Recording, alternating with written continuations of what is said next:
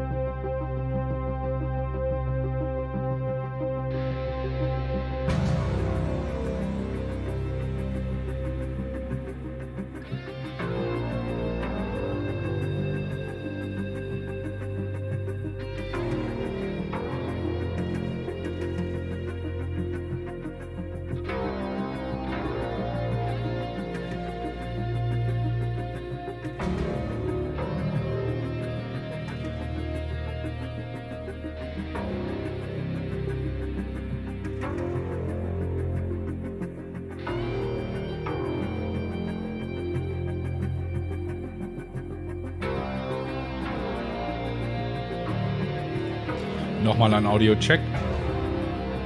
Hey, ha, ha.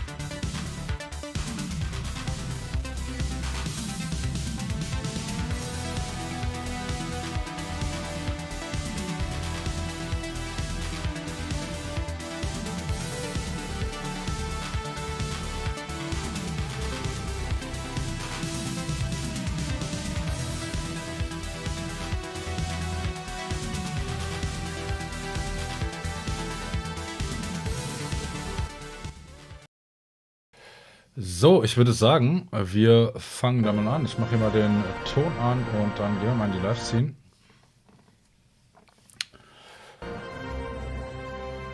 Und schauen mal, was da kommt. Ich bin sehr, sehr gespannt.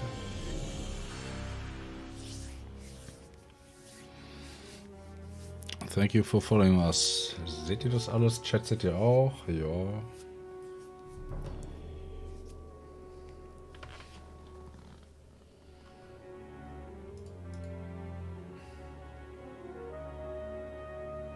Ich mache den Ton noch mal kurz aus, weil ich gerade noch mal den Stream checken will.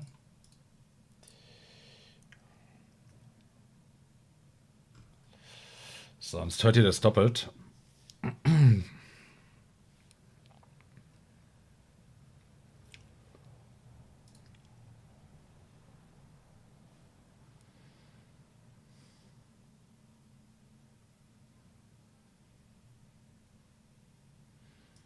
Und ich ein bisschen lauter reden, merke ich gerade.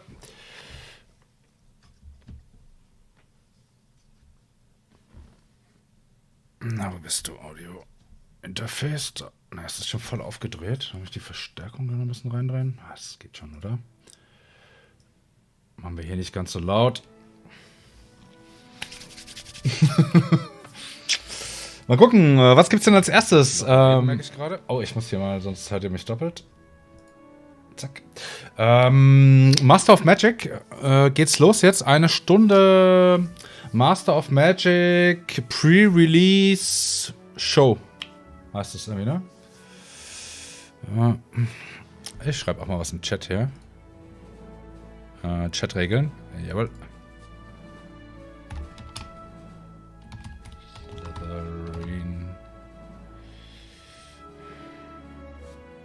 Crowd. Hey, Slithering Crowd.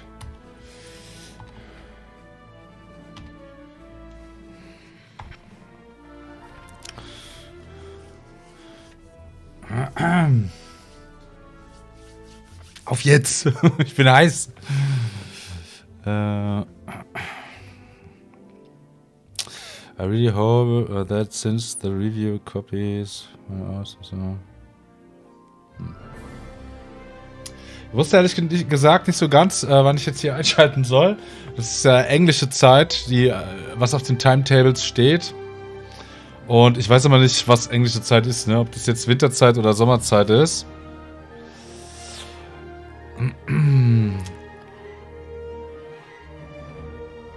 Aber...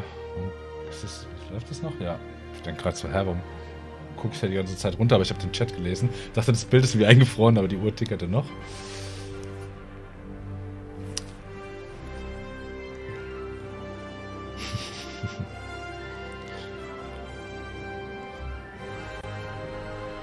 Let's go! Ja, richtig. Sehe ich auch so. Let's go. I love Broken Arrow. Ja, bin ich auch sehr gespannt auf das Game.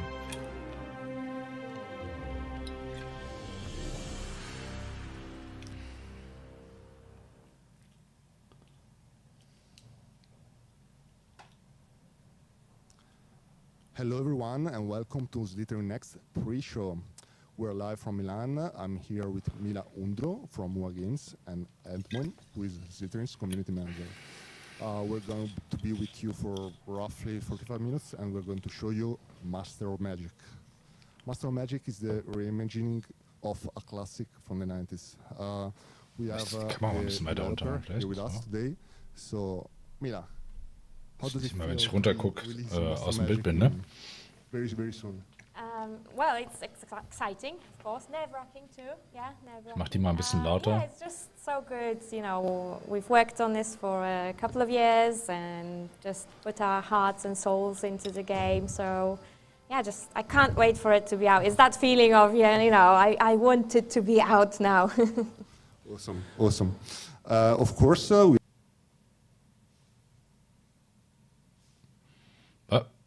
we are able to show you the game today. Was los? If you're Schlechte Leitung da in Milano oder was? On a lot of YouTube channels because it's out there, and in just 1 hour you will be able to get it on Steam and other stores as well. But yeah, we can jump right into the game. We have a save game for you, auf geht's. so we can just jump right into. Master of Magic. Ja, Master of Magic würde ich auch ganz gern auf den Kanal bringen. Ist das nur hier bei mir irgendwie, dass das steht? Oder mein Stream läuft, ja? The game and where we're at. Okay, so oder? Mein Stream läuft jetzt irgendwie flüssig. Es war jetzt nur bei denen, dass es so gestanden ist. Versteht ihr das gut, was die labern? A number of your favorite content creators had the opportunity to show you guys that slice of the game. What I wanted to do was show as much of what we might generally call the mid-game now. So we're well past turn 100, we're up to turn 131. Ton ist nicht so richtig cool bei den Jungs. See here, I've established ich hoffe mal, bei mir ist towns, which are developing in different ways. I've got my army that I started the game with, which I've developed over the beginning of the game. And now is the time to really start powering up as a wizard and start taking the fight to oh, ist das pixelig, Alter. Which wizard are we playing as? So I'm British, so it had to be Merlin. That was just a given, and we're playing as the High Men as well. I played when I was a child. Loosely British-themed faction, if you will. So it had to be that. It couldn't be anything else for me. And you've got the paladins, so we can just yes, and we got paladins. So. Yeah, exactly. It's the metagamer in me also approves. All right. So, what is your strategy right now? Okay. So, are there any MILFs? The main way to one of the ways in which you can increase your power as a spellcaster is to secure mana nodes. But a lot of them are very well defended from the beginning of the game, so you can't really attack them early. So what I'm doing now is, this is my main capital city, and you can see here this is the queue system that is in the game. I've queued up some catapults, which I'm going to add to my forces over the next couple of turns, and then we're going to start attacking these nodes and taking them over to increase our spell power. Ach, seht ihr das überhaupt, oder sitze ich da jetzt davor, was der zeigt? Shall we take a look at the current army composition? Because I see that you have a couple of heroes right there. Yeah, so oder ich mach das einfach mal groß. I started with, oder? As the Sollen wir den Chat da mitlesen? I started with a lot of just the basic foot soldiers, but they got killed during the early phases of the game. Their immediate replacement is the pikemen, which is the sort of next step of basic foot unit. And then we also added some Hyman cavalry, which is, once again, an expense step up. These are more mobile and therefore somewhat more useful. Slightly better offense, but not quite as defensive. This I picked up from an event, so I've got some sprites, which is always nice. They've got great scouting, so I used them to scout out the upper territories here, so I could see what was going on in the world. And then we have the heroes, which I got an all-girl team here. It wasn't planned, trust me. The events are random, but I ended up with Valenar the Bard and Shuri the Huntress. So those are my heroes, and they've grown with the army during the early game. So. Of course, nice. Gerade mal meinen Stream ein bisschen gemanagt. Ich weiß gar nicht, ob ich es gespielt habe, back in the days. Ich glaube ja. Aber ich habe irgendwie keine Erinnerungen dran. Vielleicht verwechsel ich das aber auch mit einem anderen Spiel. Your magical power, if you will, between research, casting skill, and mana. So depending on your situation, for example, if you're engaged in a war, you might cut down on your research, for example, to focus on your pure casting ability. So there's a dynamic to it there. And then, kommt mein Hund gerade und sagt Hallo, hallo. Na, Leo? War gerade mit Frauchen draußen. And then the selection that you can actually cast, or you're in the process of casting. So Merlin's got access to life and nature, so I have various life and nature spells. Just as a reminder, there are almost 200 spells, or over 200 spells. Am I correct? So there's an enormous variety. There's also almost 200 Ich war ja eher so damals die Heroes of Might and Magic Fraktion tatsächlich, ne? Aber ich glaube, Master of Magic war auch wesentlich früher, ne, als Heroes of Might and Magic. Ich glaube, Heroes of Might and Magic ging so Mitte der 90er los, kann das sein? Oder späte, frühe 90er.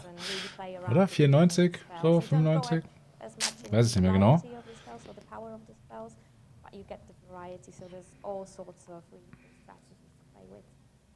Yeah, basically the replayability factor in Master Magic is just absurd. That's also the reason why there are so many players of the Region 1 after all these years. Well, it's a game which was released in the early 90s, so that's almost 30 years. But actually I have a question about this. This Master Magic is almost unique of the Region 1. Some of our fans have asked you, why didn't you choose to try and change some things? So I'll tell you the whole story behind it. So it's early on in our design, we did kind of think we could, let's say, get away with simplifying some mechanics, maybe with adding some of our own stuff. But Der Ton ist leider nicht gut, ne? really back into the original Master of Magic, we played it, we went to all the forums. We just realized how much passion there's. Ich mach's noch mal ein bisschen lauter für euch. Gebt mir da gerne mal ein Feedback, ne? Modding it, absolutely committed. So yeah, very quickly we realized the only way for us to do it properly is to try and respect the source material as much as we could. So there's little things that we had to change, but we did our best not to mess with it too much. Sounds great. I wanted to mention that there are already quite a few reviews out there, and I think that so far the general consensus is that the game is pretty well respectful of the original one. So if you're a fan of the original Master of Magic, chances are you will love this new game, which of course is not granted, because there have been some other games which try to recreate the original feeling of Master Magic, but none really managed to capture that sort of feeling that the original had. Yeah, I hope so, and also our beta testers and a Machst du mir bitte mal einen Kaffee? players, as I've mentioned, those Kaffee players bestellt. have played for many decades, and yeah, fingers crossed they've Kannst said ruhig they zwei still reinmachen, ne? feel like they're playing Master of Magic, and for us as the developers, that's just, I think that's the best praise that we can get, is that it still feels magical. Yeah, so I've just, while you were talking, I've just built those catapults and I've assembled the army ready to take this mana node. I just wanted to talk about this stream as well, because those of you out there who know me know I'm a big strategy gamer, and one thing with strategy games is you can reach a point where you have to fight a lot of very tedious battles because you've become very powerful, and maybe one particular enemy has become quite weak and they're just throwing lots of rubbish units at you. So you can actually auto-resolve battles in which you're going to have an overwhelming victory. And that's, sort of, that kind of modern convenience is really, really nice to have. So you can concentrate on the fights that matter and just resolve the ones that don't, which can always happen, especially when you find someone's scout unit with your entire army. So I'm just going to command this one personally because it's actually a mana node. And maybe we can talk a little bit about the fights. That sounds great. The enemy goes first because I attacked them. So. Oh, I like the map. It's very foresty. War bears, yeah. So, das Mikro hatte ich eben aus, ne, wegen Kaffeemacherei und so. Ich muss ganz ehrlich sagen, ich finde es ein bisschen schade, dass auf der Kampagnenkarte da auch Hexfelder. Ich bin ein großer Freund von Hexfeldern, versteht mich nicht falsch. Aber ja, eleganter finde ich es, wie Heroes of Might and Magic das damals gelöst hat. Also so mit Movement Points, ne, und dann so einem Pfad. Dafür hatte Heroes of Might and Magic, glaube ich, keine Hexfelder im Kampf, sondern das waren so Quadrate. Das wiederum finde ich doof. Das, weiß ich nicht, ist völlig ungeeignet. Mag ich auch übrigens nicht bei XCOM und solchen Spielen, ja, wenn also auch Runden, Strategie, Rundentaktik, alles super, aber wenn das so Quadrate sind, auf denen ich da rumlaufe, so Schachbrettmuster, das ist nicht so meins, Dankeschön. Nature spells, so I'm not defenseless here, so I've got stone skin and greater strength. So I'm going to stone skin these guys because they were hit with ranged attacks. So the AI might try and finish the job there, and I'm going to try and prevent that from happening.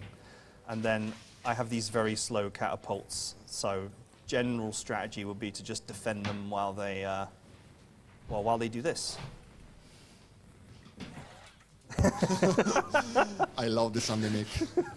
It's so satisfying. It's just. Admit it, you got the catapult just because of that. Sehr schön. Freuen sich wie so kleine Kinder, ne? I'm a big fan of the catapults. I'm trying to pick off their ranged units because I don't want them shooting at me from across the map. Now some heroes can equip different weapons. And, sind es Helden hier, die, seht ihr meine Maus? Shuri, oder ist die Maus da nicht dabei? She has a bow, so doch, I seht ihr, can also ne? use her, hier, distance, die beiden, die Huntress und I don't know if der you Barde, noticed ne? The negative marker on her here. She's been webbed, so she can't actually do anything right now, so I'm just going to have to leave her be. Schade, dass das so pixelig ist irgendwie. Ich weiß nicht, also mein Internet hat, glaube ich, kein Problem, oder? Also mein Stream ist ja irgendwie sauber. Ich scheine ja. Ich glaube aber bei denen gibt es irgendein Problem.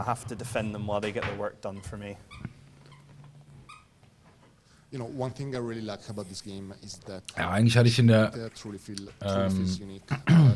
Videobeschreibung ja geschrieben, ich gucke mir das bei einem Bier an. Das habe ich gerade gemerkt, ich habe überhaupt kein Bier da.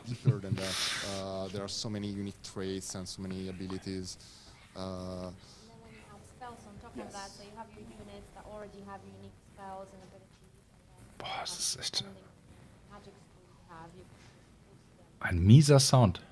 Yes, exactly. Okay, so schreibt da mal jemand was? Oder? Just on the topic of battle maps, so maybe for the fans out there of the original, they'll notice that that's a bit of a change. So our battlefields are a bit larger, and obviously the hexes influence that. You know, when you had the squares, it was a smaller battlefield. But we've also slightly increased the movement points, so it's a kind of give and take. What was the feedback from the community? Well, the movement point. And we're trying to fix it. Don't change my precious original game. Ja, braucht er halt mal einen Luxus-Tontechniker, wie ich einer bin.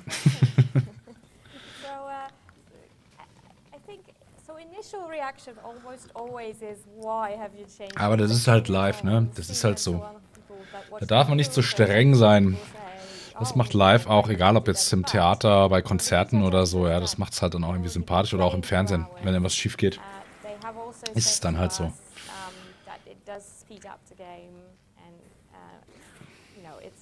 It is a change, but it's not a bad change. But yeah, that's been the movement points. It's a bigger point than the hexes. I think if I had to tell you one issue that the community has kind of spoken to me about is the movement points. Okay. Well, when you have this kind of passionate community, they tend to be rather conservative about everything. There's this big nostalgia factor about basically everything. You can just touch one single aspect and then the whole... Ja, eine Stunde geht das jetzt mit Master of Magic. Down pretty much, but in this case, I think they've been understanding of why... Yes, I think so, and I mean, I think I also understand their point, because with any change that you make in Master of Magic, it's such a wonderfully complex game. So with any change that we've either chosen to do or had to do, we also understand the domino effect. So the movement point might seem simple, but it has affected a whole lot of spells and skills and units. And then we had to, work around that and come up with solutions. So, so I understand their worries, but yeah, we've been very lucky with the community that most of the time they also understand our choices in the end. So that's been really good. Sounds great. Right, Headbone, how's the battle going? Some of my guys are being eaten by bears right now, but you'll just have to bear with me. And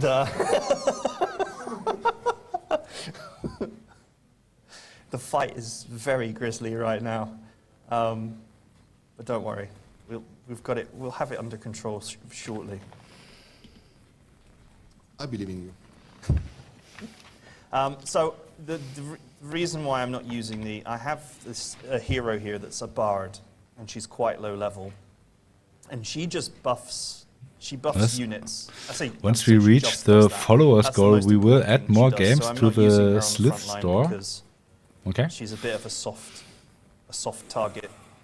So here I'm tanking with my melee troops, which are rapidly running out here, and my archer hero is picking off what she can, and then we should pretty much have this wrapped up shortly.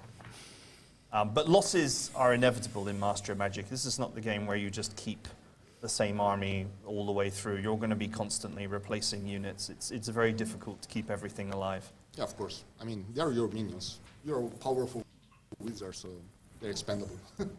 Although I must say, I do save scam when my heroes die. Oh, I hate my heroes dying. This is why I choose life magic most of my playthroughs, because it's got the resurrection spell, so I can bring them back. Merlin wins. Well, to be honest, I do the same. I've learnt heroism. So you can be rewarded with spells for taking mana nodes, which is really helpful. And that spell is great. When you get to the paladins and you slap some heroism on there, and it's just... You're such a metagamer. I'm surprised. I am too. But there's some joy from, just killing everything. Okay, so I'm just going to queue up some replacements for the units that we lost. More meat for the grinder. So I was wondering, who is the wizard to your north? To the north of the map? Oh, that. So you have the opportunity to bump into various wizards, and to the north of me is Lopan. He says we're not at war just yet, but he has decided to build a town right next to my capital, so that statement will not be true for very long. The AI does like to encroach on you, and you do have to fight for your space. So that's what we'll, as soon as I've recovered my army, I think that's what we will go and do, is deal with this encroachment. Oh yeah, he's moving in. On higher difficulties, the AI gets really aggressive, so as soon as they show up next to you, you're probably going to end up being at war within a couple of turns. So I've just cast Just Cause here, which is a spell that helps to attract heroes to my side, because we all like heroes. And yeah, we do. The mana node, which I've just freed up, I'm just going to create a magic spirit so I can go and meld it. And now we need to take care of this encroachment. So we don't need no formal declarations of war here. We can just go straight for the throat. That's what I plan to do.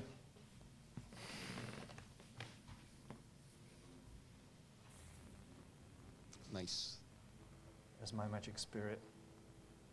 So your summoning circle is in your town. So my magic spirit is full screen. There. And then I can go and take the special action of melding with the node. Now it's mine. You could use the move summoning circle spell if you want to, because when your empire spreads and you have 20 towns or something, quite often you do want to move that, because you don't want the spirits to have to fly the whole map to get to a node. So. Yeah, that's always a big difficulty in 4X games. The larger you expand, the more complex logistics become, so not easy. But yeah, I think, Edmund, you're doing a pretty good job there. Yeah. So if you see here, this is just a scout unit, so there's no point in fighting this battle because it would be an overwhelming victory. So we can just send the familiar to do it. That way you can avoid battles that don't really, I mean, they matter, but from a strategic point of view, they matter, but from a fighting the battle point of view, I was never going to lose that fight, so we can just resolve that one. But once we attack, Lopan's real army will turn up, and that's when we'll have to deal with him. Ooh, Ice Bolt. Should we get Ice Bolt? Yeah. Okay, Sounds promising. Let's start researching Ice Bolt. Why not?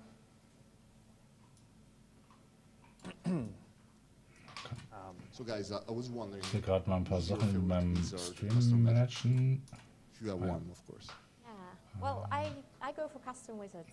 So these days I will usually use Kali's portrait, and then usually go for alchemy and channeling, because alchemy allows you to transmute your gold into mana and vice versa, one-to-one, which is amazing. We've actually increased the cost of that trade, so that was one thing we did change in the remake, because it was so cheap. It was a must-have trade. Then I use Channeler because you get discounts on upkeep, so then I can slap that heroism on my paladins for half the cost. Yeah, that's what I do, and I usually go with life and actually nature. Not a lot of people like nature. Said that nature is a weak skill, but I love it. Things like Ja, ich habe gerade versucht, hier mal meinen Chat irgendwie ordentlich zu sortieren, so dass ich auch meine Stream-Infos noch sehe oder so, aber funktioniert das nicht so, wie ich das gerne möchte. Ja, mein zweiter Monitor ist ein Monitor, der hochkant steht, und von daher ist da das Platzangebot ein bisschen ein anderes. Naja, dann geht's doch schon. Oh, do you think you can attack my armies without consequence? Prepare for war, you worthless man. He was the one that got too close to me. Wann ist denn eigentlich Release? Just too clingy, and so. Von. Right, let's just ransack the town. No defenders, really. Entschuldigung. Goodbye. Right, and I think that's part of his main army, so we will have to deal with that for sure. So one thing that is different about this game in particular, in terms Kommt of es heute raus, oder? in most Master of games, Magic? and many sort of game strategists will know about this term of float.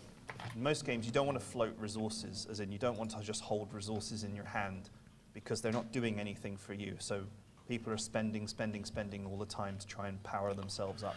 But in this, you have to actually have the resources in your hand in advance. So if I have no mana, I can't cast in battles. So you can't be spending all your mana all the time casting, because then when you go into a battle, you have no mana, and then you can't cast anything. So you have to actually think about whether you're going to hold resources for fights. Master of Magic würde ich eigentlich gerne auch noch auf diesem Kanal bringen. Allerdings fehlt mir da die Zeit dieses Jahr zumindest dazu. Mal gucken, vielleicht nächstes Jahr.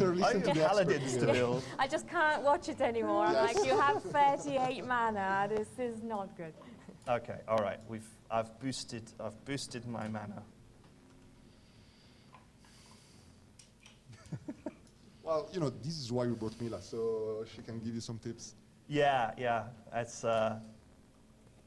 It's weird to be out metagamed for once. I must admit, it's an unsettling feeling.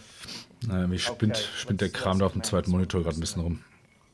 I think this is just a scout force here. I think he's got some actual proper armies, but... Oh, he's dispelled Bless. How dare he? Well, Lopan is a powerful wizard, just like Okay.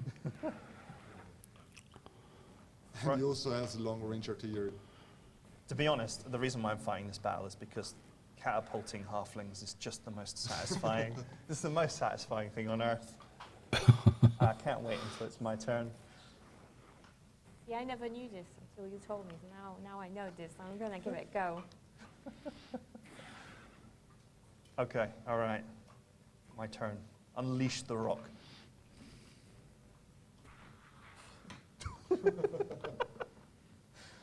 It's so fun when you roll high and you get the whole squad. Poor Alfins.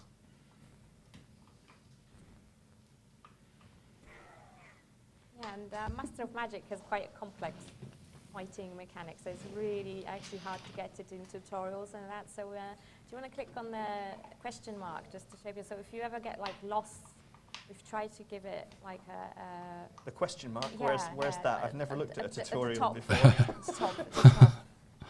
Oh yes, Wo ist here er it da? is. Hm. So that's like an additional tutorial. Then we did a little Melee video attacks. there, and you can kind of go in and check how the battle works, because it's been a challenge, because in a lot of strategy games you could just show it, when you hover over a unit, you could show percentages and stuff, but it's just not really doable for this one. So this is our kind of way of dealing with that.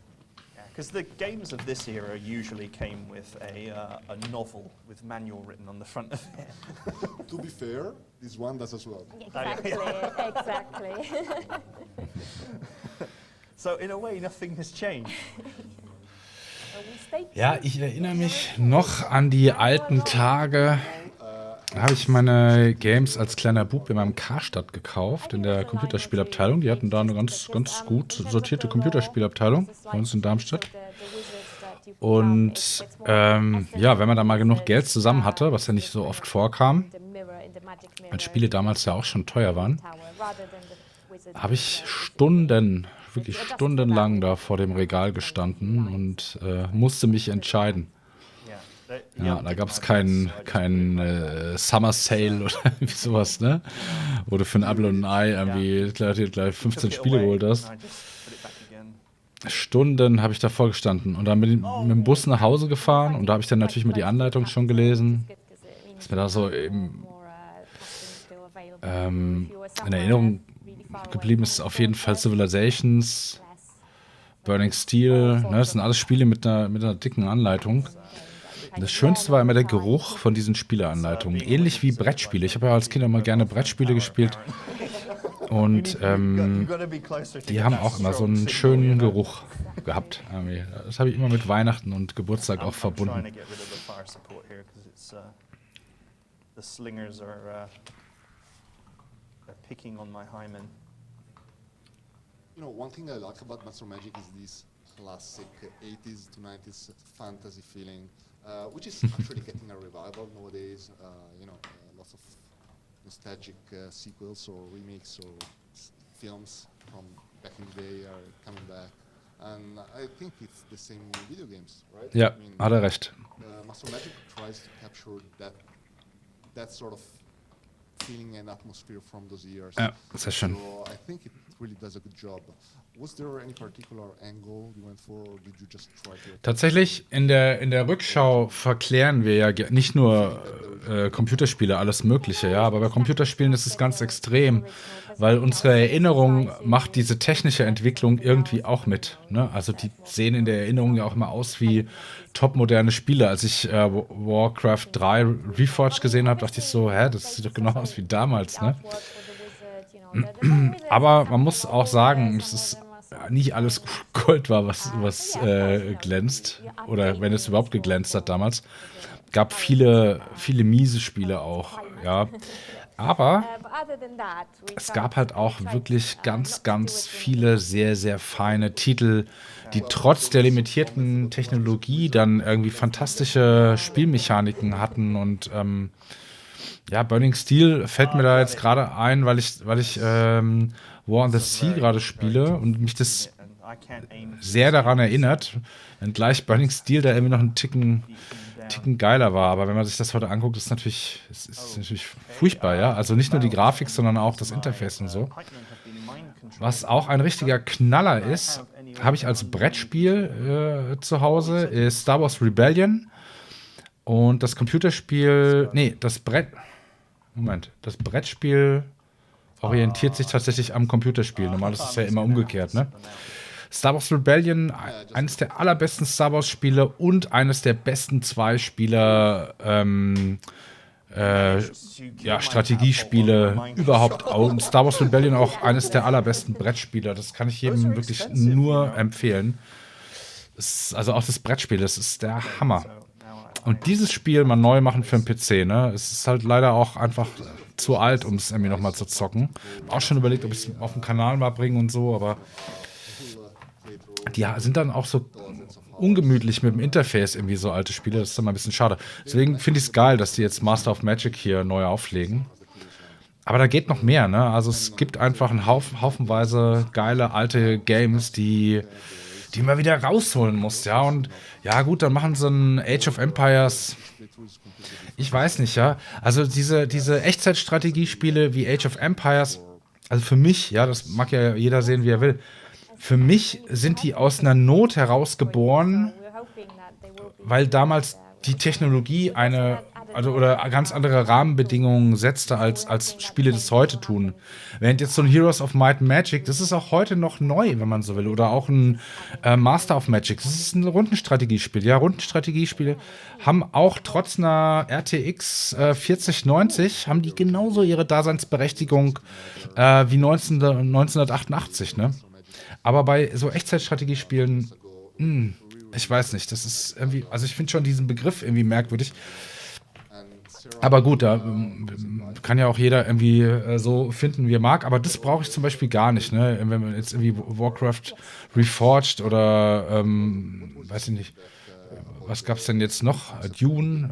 Dune entwickeln sie neu, ne? Das hat nichts mit dem alten Dune zu tun. Naja, ihr wisst ja vielleicht, was ich meine. Aber es gibt trotzdem noch so viele alte Spiele. Star Wars Rebellion ist für mich der präsenteste, der schmerzhafteste Titel.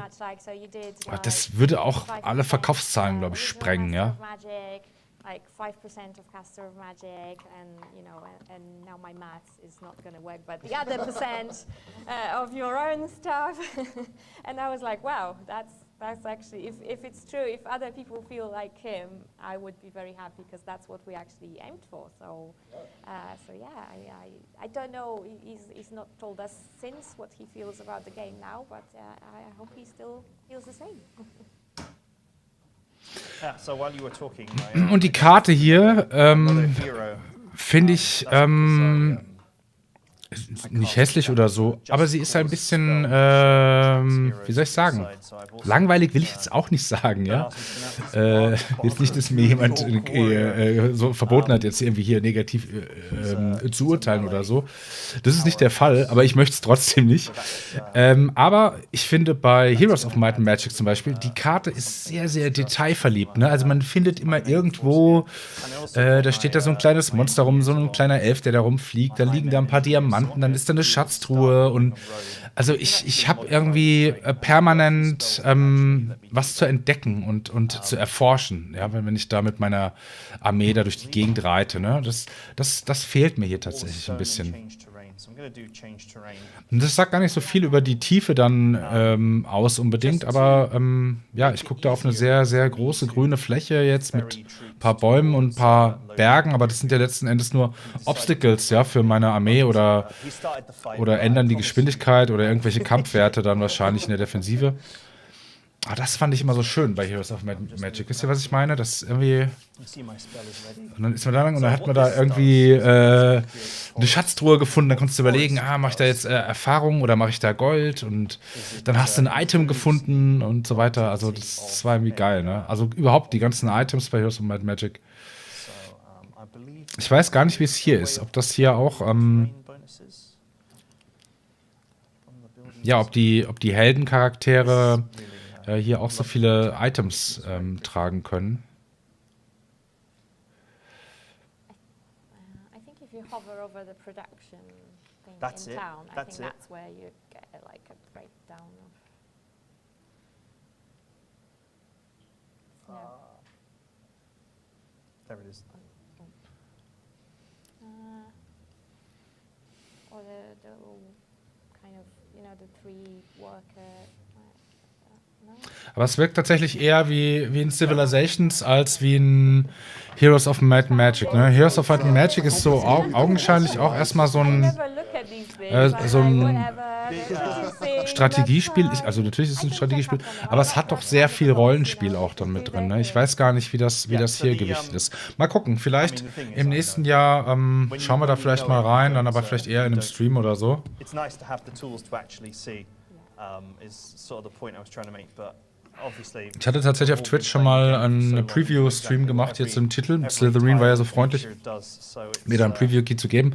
Hab mich da aber ein bisschen übernommen, irgendwie habe ich es nicht so ganz geschnallt und hatte auch nicht so die Zeit, da mich ordentlich einzuarbeiten. Das ist halt immer ein bisschen das Problem bei den Slitherine-Games, ne? Also was heißt Problem? Es ist ja eigentlich gar kein Problem, es ist ja eigentlich eine Tugend. Ich mache das eigentlich auch gerne, mich in Spiele dann reinzuarbeiten, wie aktuell in meinen War in the East. Also ich habe unheimlich viel Spaß gerade mit War in the East, muss ich sagen. Schade, dass War in the East gar nicht hier jetzt kommt. Ich habe jetzt leider den Zettel gar nicht hier. Warte mal. Oh, there it is. So you can see here, look, there's an 8 stack that the AI is building.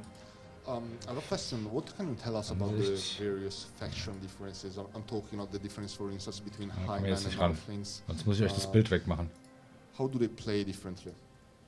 Well, they have different units, different buildings. So Halflings, Doch, so geht das. Halflings are good Okay, for, Moment, kommt gleich.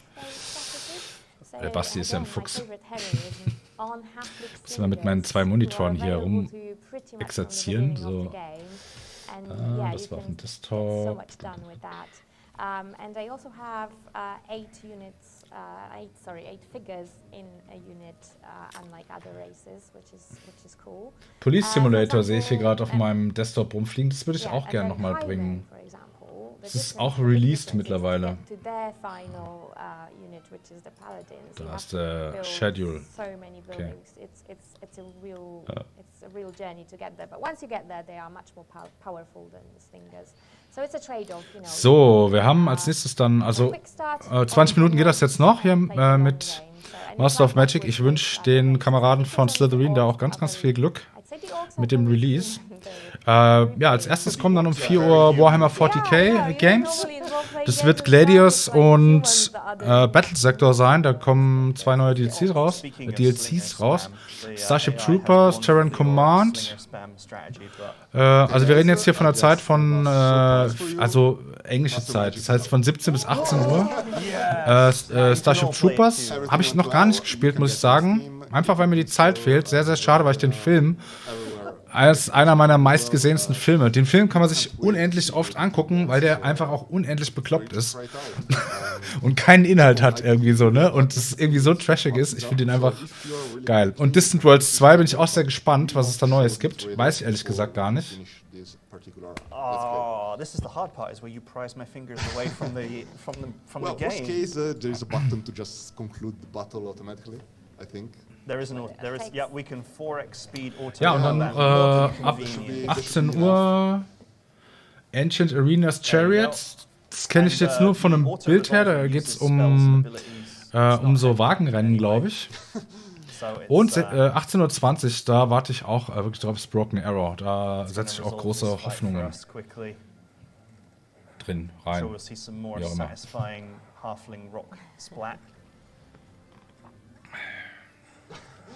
You know, with the 4x speed, it's pretty funny. Rock! Ich hoffe, die kriegen das mit der Bildqualität dann ein bisschen hin, ne, dass das besser wird. Oh, he tried to dispel a spell but failed. Was war das jetzt? What a pity. So, I mean, if you take a really good position in a battle, Muss mal einen Chat angucken, was da los ist. The auto resolver is there for you both in the battle and outside of the battle.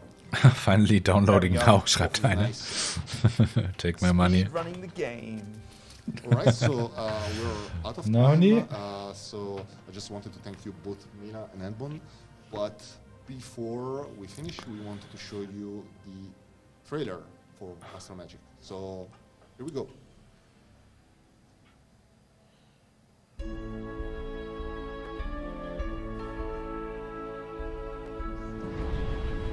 Master of Magic is a remaster of the 1994 classic, which IGN described as the best fantasy strategy game ever made. It is a game which made a historical contribution to the 4X genre, and now Slitherine brings it to the modern era. Choose one of 14 wizards available in the game and compete with Also Werbestimmen können die Amis einfach oder die Engländer, ne? over the twin worlds of Arcanus and Mirror. Command a selection of fantasy races, build armies, and expand across procedurally generated maps in a world which is vibrant and mysterious. As a wizard, your spellbook is your best friend, even more than your familiar.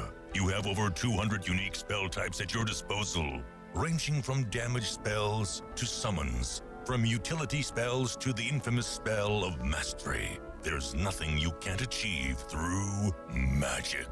When you do run out of mana, though, then you can revert to the might of your armies and vanquish your enemies in tactical battles. With almost 200 unique unit types, there is an enormous variety in terms of armies you can field, and each unit has a plethora of unique traits and skills. This classic gameplay was what drew the interest of so many players in the 90s, and it has been enhanced with everything you'd expect in a modern game. Improved AI, vibrant yet faithful artwork, dramatically improved graphics, new events, improved controls, and so much more. Yet the core gameplay remains faithful to the original game that drew so much praise. Every spell, every unit, item, hero, and feature has been lovingly recreated to capture the original game's award-winning depth and complexity. If you're a fan of the classic or a new player to master of magic, there is something for everyone in the worlds of Arcanus and Mirror. But beware, the rich treasures of these worlds will not be given up so easily to any that comes to take them. Only one will be able to stake their claim to ultimate magical power and become the master of magic. Sehr schön. Out now.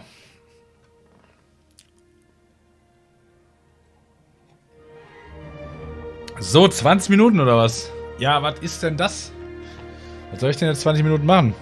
Sollen wir mal einfach mal der Spaß halber in mein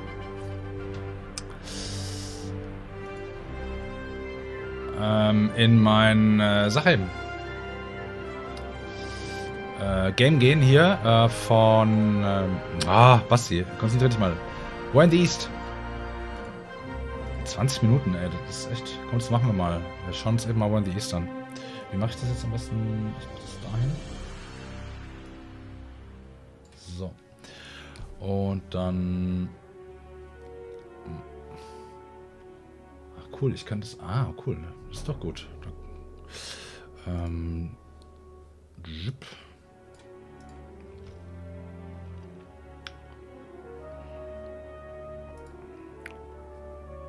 Bannerlord wird gepatcht, Crusader Kings wird gepatcht, so. Den Ton mal aus.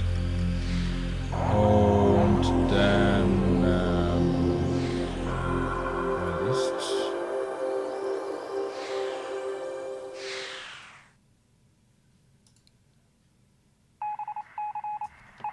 geht das jetzt? Ja. Dann gucken wir da mal eben schnell rein. 20 Minuten ist schon ganz schön lang, ey. Load, Save Game. Zack. Ich habe nämlich schon ein bisschen einen Zug gemacht. Bisschen einen Zug gemacht.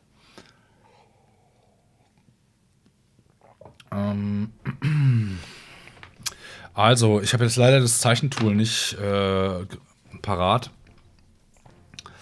Also, wir haben... Wir brauchen das aber irgendwie, glaube ich, habe ich das Gefühl. Das dauert nur 2 Minuten, hoffe ich.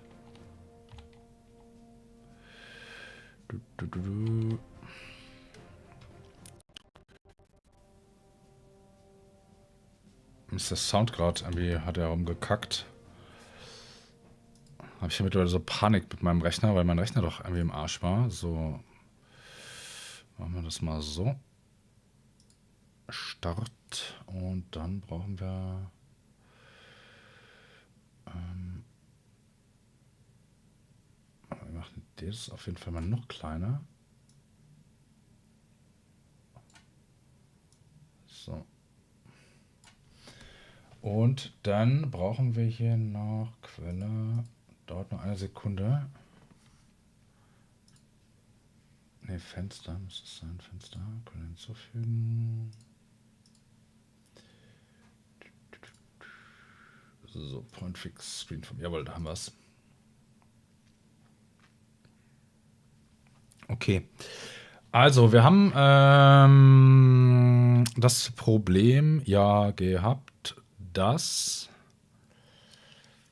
ja, die 6. Armee viel zu überdehnt war. Ne? Die war ursprünglich, ging die bis hierhin quasi. So, da bin ich tatsächlich noch nicht hochgezogen. So. Dann war die 4. rumänische Panzerarmee war dann ungefähr hier. Und die 1. Panzerarmee war auf diesen Raum hier verteilt.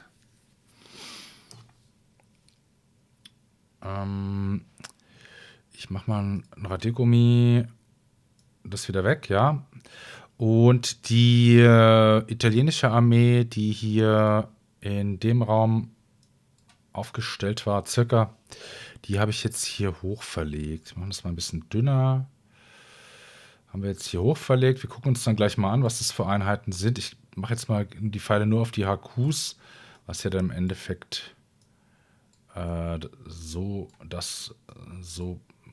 zu sehen ist quasi, ja. Damit haben wir jetzt hier am rechten Flügel der 2. rumänischen Armee die 8. italienische Armee, müsste das sein. So. Die hier Verteidigungsstellung bezieht. Und die 6. Armee konnte jetzt ein bisschen aufschließen. Also von hier quasi macht er jetzt nur einen dicken Pfeil. So, die dann jetzt hier ist.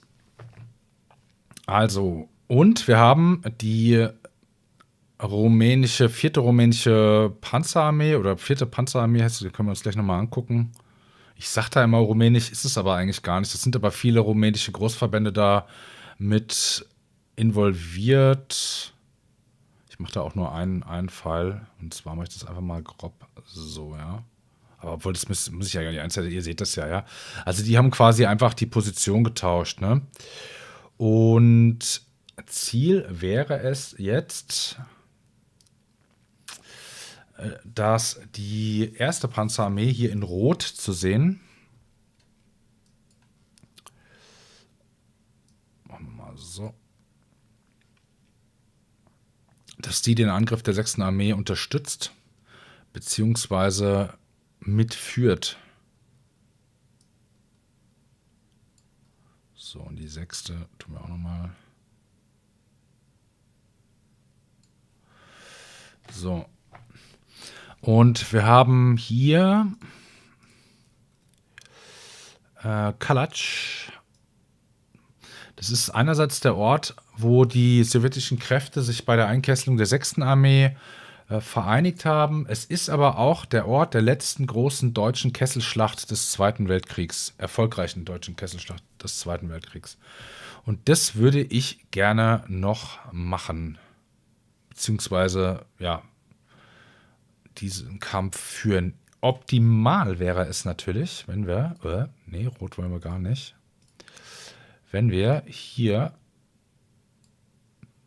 bis vor Stalingrad durchbrechen könnten, was gehen sollte. Ja, wir haben jetzt zur Erinnerung, die 1. Panzerarmee, also die in Rot gezeigte Armee hier, die ist Teil der Heeresgruppe A und damit eigentlich Teil des Kontingents, die in den Kaukasus vorgestoßen sind. Das soll sie auch noch machen, aber erst wollen wir hier vor Stalingrad klare Verhältnisse. Und die 6. Armee müsste dann hier durch. So. Irgendwie, oder nee. Machen wir das auch ordentlich. Ja. Die müsste hier durch. So. Wie viel Zeit haben wir noch? 12 Minuten. So, ja. Also das wäre eine feine Sache. Wir gucken uns gleich mal in-game an, wie wir das dann auf der nördlichen Seite regeln, sozusagen, ne? Dann gucken wir uns auch gleich nochmal die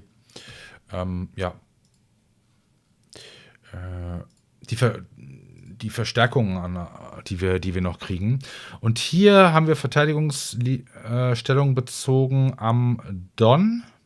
Wir hatten einen Brückenkopf über den Don, den habe ich aufgegeben, um hier eine starke Verteidigungslinie aufzubauen. Ich hatte überlegt, bleibe ich auf der Ostseite des Dons mit ein paar Kontingenten, um was für den Ausbruch zu haben. Ja. Das hatte ich natürlich überlegt, weil es natürlich schwieriger ist, über den großen Don überzusetzen und dann da den Gegner zu werfen. Aber wenn wir hier erfolgreich sind, dann sind wir östlich des Dons, habe ich mir überlegt. Dann könnten wir, ich mache es jetzt mal in einer anderen Farbe und auch ein bisschen dicker.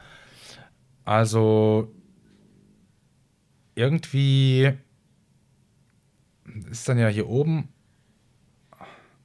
also eher, also ich schätze mal, dass dann die erste Panzerarmee hier oben ist und dass wir dann hier runter stoßen. Das Gelände lädt dazu wirklich ein, ja. Ne? So. Zack. Und ich schreibe es auch mal ran. So, ups, ne. So, erster Panzerarmee. Ja. Und dann geraten die dann ja sowieso in Bedrängnis, ja. Und dann können wir hier eben rüberstoßen. Wir kriegen natürlich noch die 11. Armee zur Verstärkung. Da weiß ich noch nicht, was ich mit der mache, muss ich ganz ehrlich sagen. Da weiß ich noch nicht, was ich mit der mache. 11. Armee. Also wir haben hier oben das Problem, ich mache es jetzt noch mal grün, zeichne es mal so grob ein, zack. Also, also das sind alles Defensivlinien, die zu halten sind. Auch ein Punkt ist ja auch hier oben Voronezh zu halten. Das erledigt die 2. Armee. Und ich denke, die erledigt das auch gut. Aber natürlich haben wir hier eine, ich nenne es mal Sollbruchstelle halt, ja, bei der 2. rumänischen und 8. italienischen Armee. Und von daher, wenn die 6. Armee jetzt hier weiter einrückt, ne, also da entsteht natürlich jetzt hier, ich mache es einfach mal schwarz, hier natürlich, ja, eine Lücke, eine Schwachstelle, wie man es nennen will. Also das wäre fast am sinnvollsten, aus jetziger Sicht gesprochen, ja, das kann sich natürlich dann ändern, dass die 11. Armee dann da oben reinspringt.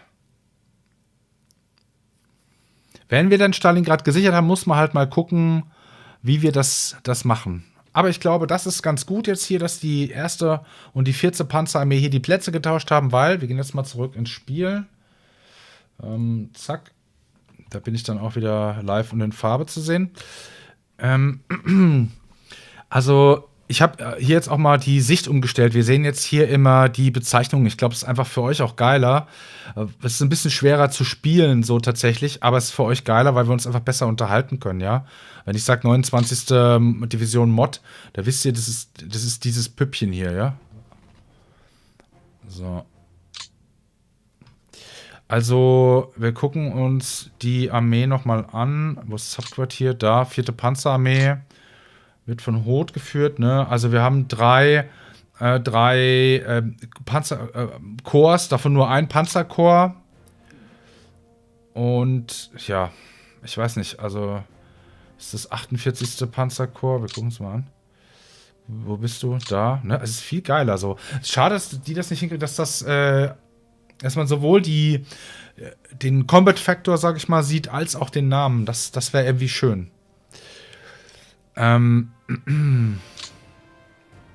Ja. Also wir haben eine Division Mod. Das ist eine deutsche Division. Wir haben eine rumänische Infanteriedivision und dann halt hier Auxiliary Units, also Unterstützungseinheiten, ne? Das Übliche, die üblichen Verdächtigen. Also Panzerkorps.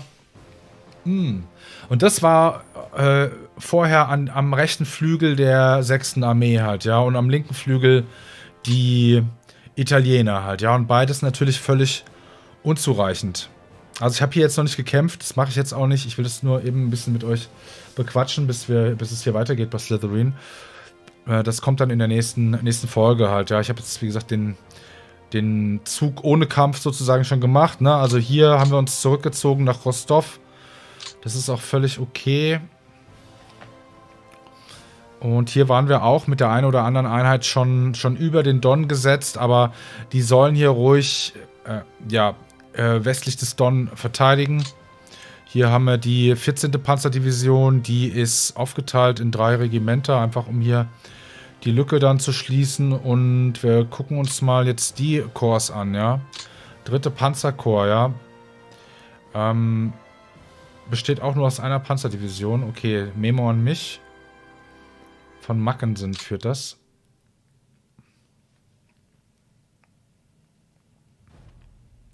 Nicht der schlechteste General.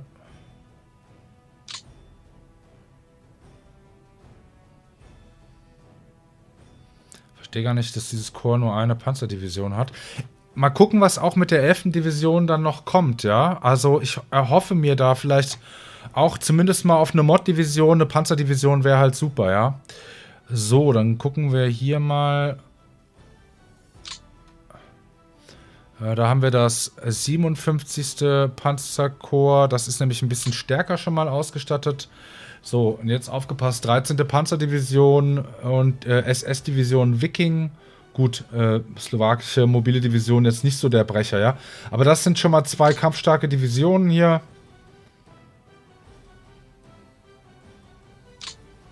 Gucken wir uns die SS-Division. Und da haben wir dann endlich eine SS-Division halt hier im Raum Stalingrad, die einiges an Punch hat, ja. Und dann haben wir. Nee, hä? Zu wem gehörst du denn? Achso, das ist hier drunter. Okay. Das 40. Panzerkorps, ne?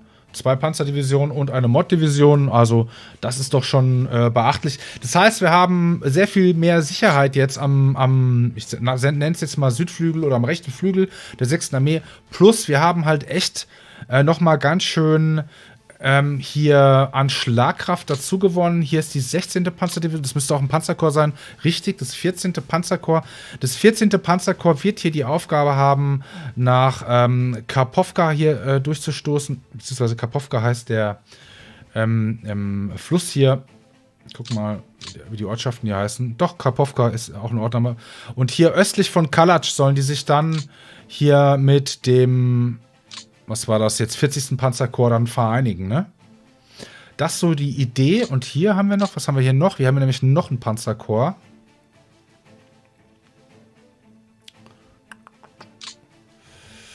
Ja, eine Panzerdivision, eine Infanteriedivision. Können wir das hier umbenennen?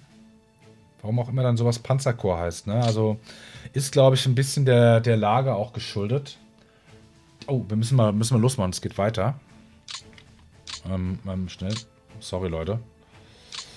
Oh, da bin ich wieder ins Schwärmen gekommen. Es ist so ein geiles Game, echt. Es ist so ein geiles Game. So.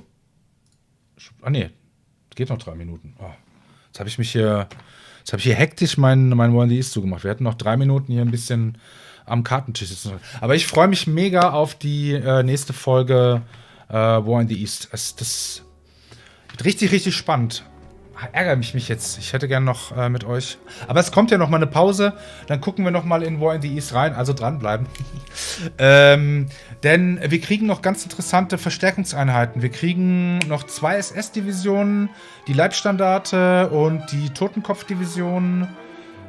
Wir kriegen die 11. Armee. Da bleibt auch noch abzuwarten, was da für Einheiten noch drin sind. Ich hoffe da auch noch mal auf die eine oder andere Panzerdivision. Allerdings kriegen wir die SS-Divisionen erst im Februar oder so. Also, ja. wir werden dann auch noch mal bei dem Let's Play über Stalingrad natürlich sprechen, über den Ausbruch der 6. Armee, beziehungsweise Nicht-Ausbruch der 6. Armee, beziehungsweise diskutieren, sinnvoll, nicht sinnvoll, war Paulus wirklich der hitlerhörige Paladin oder vielleicht doch ein brillanter operatives Genie seiner Zeit, ja. Also da gibt es sehr konträre Meinungen. Muss man natürlich auch mal ein bisschen vorsichtig sein und das ein bisschen mit Demut betrachten, angesichts der Opferzahlen auf der einen Seite und dann natürlich angesichts der komfortablen Position, in der man selbst ist. Und dann ist man ja auch Zivilist und weiß das ja auch nur sehr, sehr begrenzt einzuschätzen. Plus, wir haben natürlich das ganze historische Wissen, so was die damals ja nicht hatten. Ne? Also, das ist eine ganz, ganz spannende Frage. Und wenn die denn ausbrechen hätten sollen, ja, also jetzt mal, weil es gibt ja verschiedene Fragen, die man da klären muss. Einmal der Ausbruch der 6. Armee, welchen Effekt hat das auf die Südfront oder gar auf den gesamten Frontverlauf der Ostfront? Das ist das eine. Und dann, ich meine, klar, menschlich, logisch, raus mit den Leuten helfen, ist ja ganz klar. Aber wenn man sich die Verlustzahlen an der Ostfront generell mal anguckt, ist Stalingrad noch nicht mal besonders herausragend. Ja, also im November 44 sind 450.000 deutsche Soldaten gefallen. Ne? Also so. Und was hätte das bedeutet für die 17. Armee im Kaukasus, wenn die 6. Armee ausgebrochen wäre? Ich rede hier immer noch von einem Ausbruch. Zweifelsohne wäre die Rücknahme der 6. Armee vorher richtig gewesen. Das zweifelsohne. Auch Paulus hat da Funkschreiben ans Führerhauptquartier geschickt, um die Bitte Handlungsfreiheit. Aber nachdem sie eingeschlossen war, hat sie nun mal auch viele Großverbände gebunden, was der 17. Armee den Arsch gerettet hat, ne, und aus der Südfront. Das ist das eine. Gleich geht's los. Abschließend noch. Und das andere ist dann, hätte sie es überhaupt gekonnt? Also in welchem Zustand war die 6. Armee zum Zeitpunkt der Einkesselung? Und das werden wir uns dann auch noch mal in der einen oder anderen Folge, wenn wir dann wirklich um Stalingrad kämpfen, anschauen. Also, ja, schaut euch das Let's Play mal an, falls ihr es noch nicht gesehen habt. Ich freue mich da wirklich sehr drauf und das wird sehr, sehr cool. And we're live, we're super live. Wir sind super live, ja. Ich bin super live. 5 minutes of Master of Magic that has just been released. So if you, in the meantime, whilst you watch this, you can go and download the game and start playing it when it's been downloaded. We are here in a new studio. So if you want to check, you've just checked the other one. You'll find some familiar things in this studio where we're sitting here with my friend Julia. Der erinnert mich immer an den Chef von Ducati. Ich bin ja, Moment, ich bin ja Julia, we have to do Ducatisti. before we Ja, und der erinnert mich immer sehr an den Chef von Ducati. Let's do this. Yeah. Why? Because this is the first outing of our new studio. This is a studio that we have been working on for, I think, the last 5 months. So whenever you were asking, where is Tea Time, where is Newsroom, and all your shows, this is what we were preparing. We were preparing a new studio here in the new office. We'll show you the new office very soon. So we're very excited about all this. We're very excited about the new formats we're going to bring to you. We're very excited about how things are going to develop under this, in this settings. Yes. There's a lot of opportunities, and these sofas, these little chairs, are actually the only thing that's left from Yes. the last studio. Yes, they're just a moment. We have also changed the name for this huge event. Next. Yes, we are calling Unsere this Bestie, this die event next. Why? Well, for 2 reasons. ist ja gut, Leo. One main reason is, of course, that the previous events were called Home of Wargamers. And Für den it Sommer started liegt to ein be a Paket. kind of an unfitting name for the types of products that we were showing. Home of Wargamers has always been a good name for anything related to wargames, so to Matrix and to what's related to Matrix. Slytherin is, of course, a different thing. We as Slytherin launch a different type of product. So we wanted to sort of embrace a wider number of strategy products, and that's why we changed the name to Slitherine-NEXT. Also because we wanted to brand the event with our company name. Which Heißen die jetzt anders? we don't Ist das richtig use it that verstanden? much, so we wanted to start using it a bit more. Yes, because it's a beautiful name. It is a beautiful name, and we want to use it. We want to use it as much as we can. And today we are ready to show you many things. So basically, what's going to happen? We're going to show you. Ich will gleich mal was zu trinken holen. We're going Ich habe dummerweise kein Bier da und mein Whisky ist auch alle. Yes, the Irgendwie hatte ich mir das so schön vorgestellt hier, schön mit einem Bierchen. During the live, so it will be a great live to follow. So stay with us. And I take the chance to ask you to follow us also on our social media channels because we will keep you updated. Yeah, so, ready for launching it? We are ready for launching the intro, so 3, 2, 1, go! Auf geht's!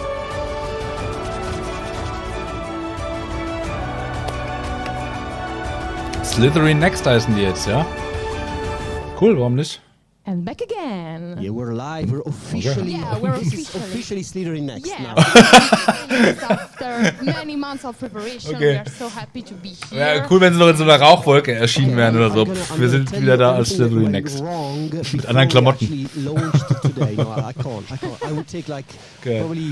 We are officially Slitherine-NEXT. It would be too long.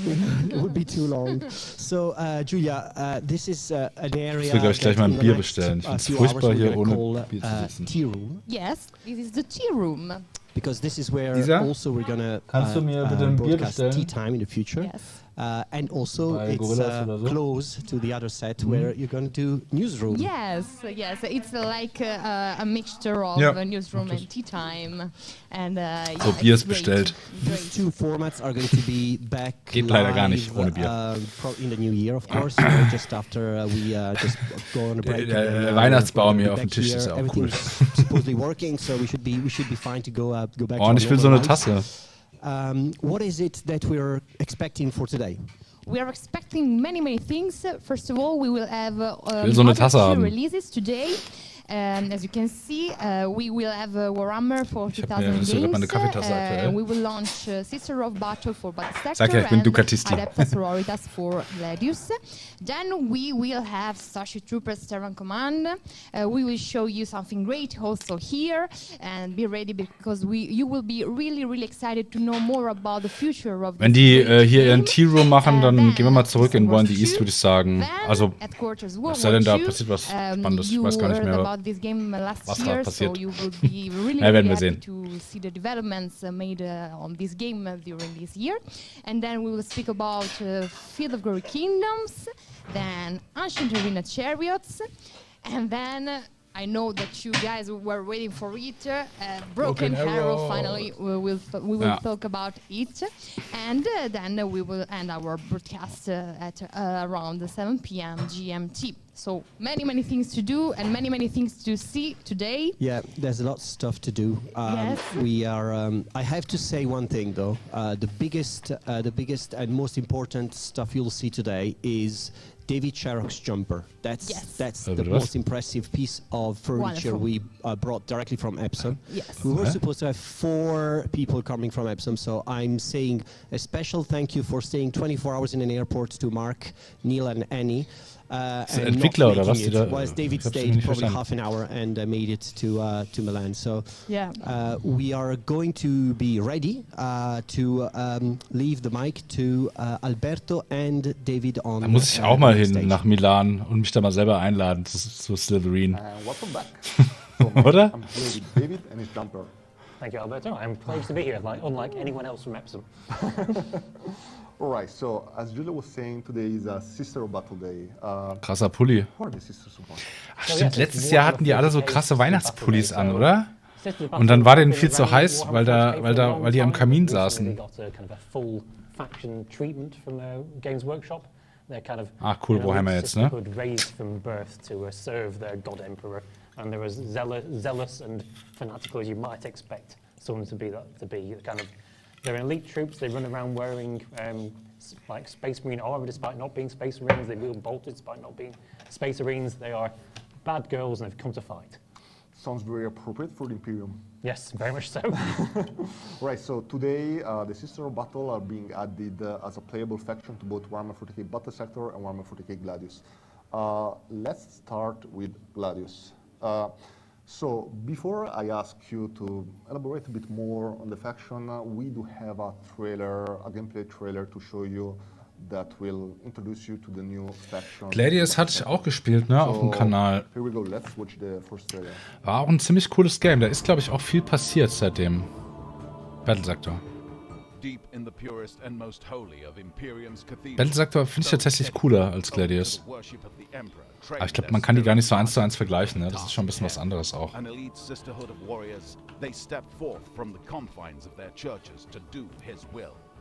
No lesser for the time spent to the task of ridding the galaxy of the alien, the mutant, and the heretic.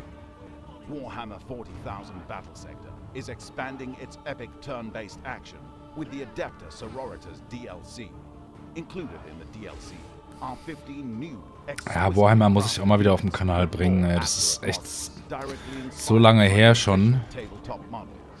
The units also come with their own special abilities and war gear, and are primed and ready for battle in skirmish, multiplayer, planetary supremacy, and the new demonic. Aber jetzt kommt erstmal U-Boot, auf jeden Fall. Das wird zu Weihnachten wird U-Boot kommen. Ich mache da aber nochmal eine Art Ankündigungsvideo, weil ich ganz gerne auch euch dann in die Besatzung mit reinnehmen würde. Und werde das nochmal erklären, wie man an Bord anheuern kann, sozusagen.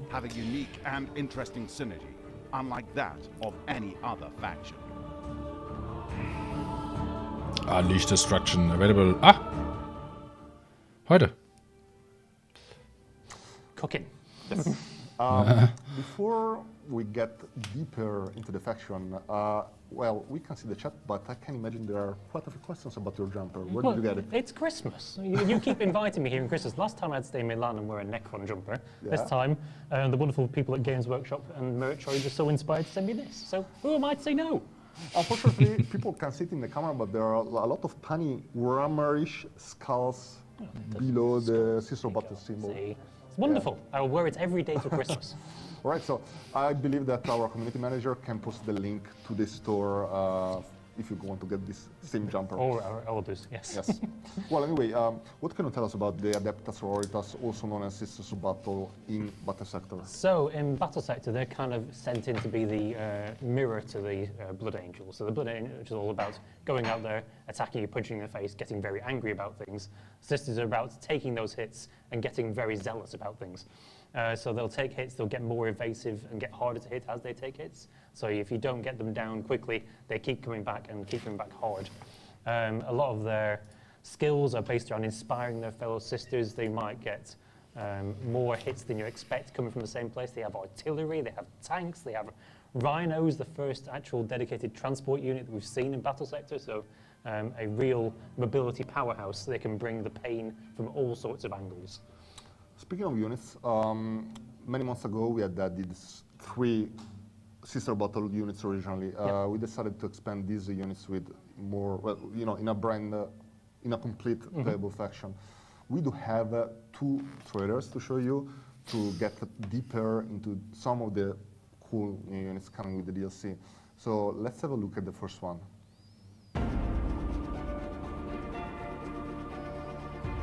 The Sisters of Battle on Baal call for aid, and who better to lead them but the mighty Canoness, a veteran warrior of countless battles, yet also a pious leader with an unmatched sense of faith. The Canoness's mere presence boosts the morale of nearby sisters. Her words of contempt ring in the enemy's ears, shattering their confidence. Ready to give their lives to protect her, Celestian Sacrosancts have sworn an oath to defend their sisters. Ja, am Ende spielen wir hier Battle Sector auch mal im neuen Jahr auf dem Kanal. Turns aside ranged fire as surely as it turns aside a blade, with each hit only increasing their resolve to defend the line, returning the enemy's hate in kind. The deadly exorcist fires massive volleys of deadly missiles. The artillerist plays to soothe and invigorate the mighty machine spirit, with potent worship that seemingly guides missiles to weak points and critical areas. When the time comes to strike, the Paragon Warsuit wades into the enemy lines. A Warsuit as weighty as any tank, there is nothing it cannot carve with the blessed Paragon Warblade. Yet such a mighty weapon may be wasted on hordes of the unworthy. The Paragon grenade launcher is the answer, enabling the Paragon to lay waste to such hordes with ease.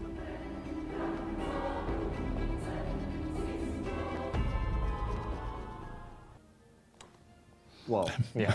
I really like the work that Black Label Games has put into these models. They really look amazing.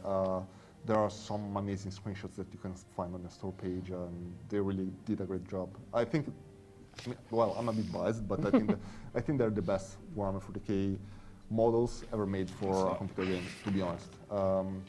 But yeah, shall we move on to the second trailer? Yep.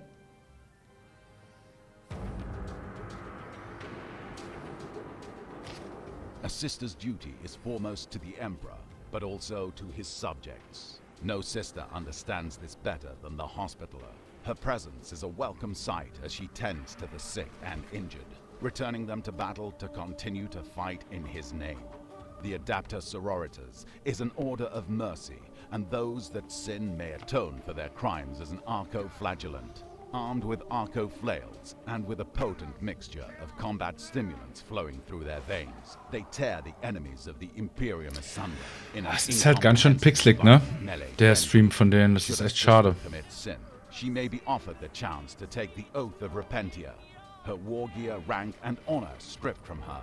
She may seek atonement only through the deaths of his enemies. Each granted a penitent inviscerator, they make devastating, fearless charges into the enemy. Not all those who sin are worthy of forgiveness. For those whom justice must be given swiftly, the pure flame. Also so Kamerabewegungen, da verpixelt das dann immer wieder, da fragmentiert das dann so. Das ist sehr schade. Squad of sisters inside its thick, ornately armored hull.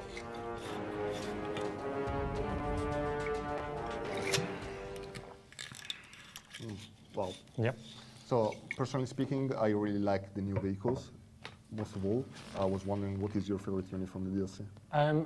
It's a choice, really. The Exorcist missile launcher is just a whole new realm of hurt. But personally, the Canoness, she is a HQ that gets in there, mixes it up, brings everybody with her, and importantly, if she gets sniped, everyone else gets better because they get quite angry about it. So what more could you want? Makes sense. Alright, so this is the new DLC, but there is Grolsch, grüß dich. along the DLC.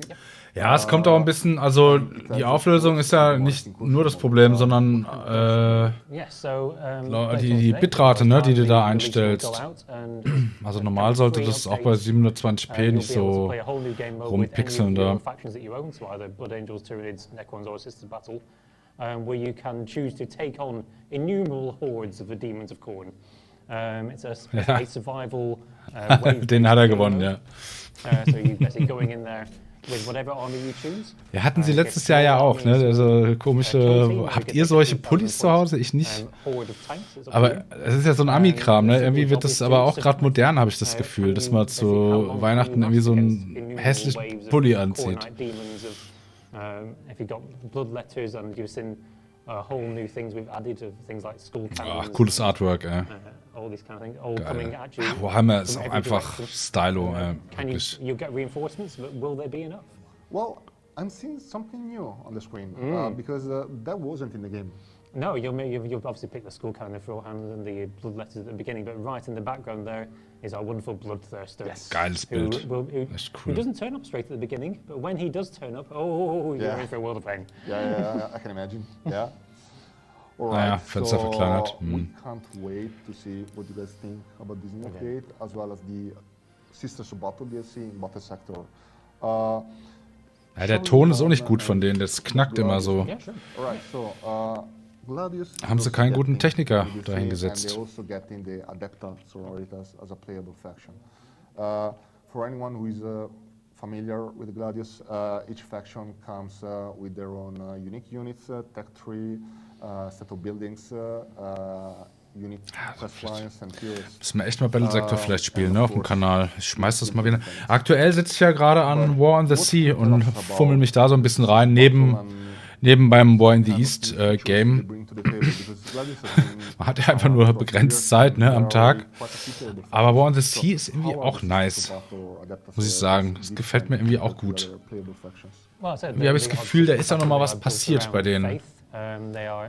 But we said Gladius is a 4X. And they are, war dann so mit so einem Trägerverband unterwegs und wurde von einem U-Boot angegriffen. Aber schön die Zerstörer rundherum so aufgebaut. Torpedos wurden dann gespottet.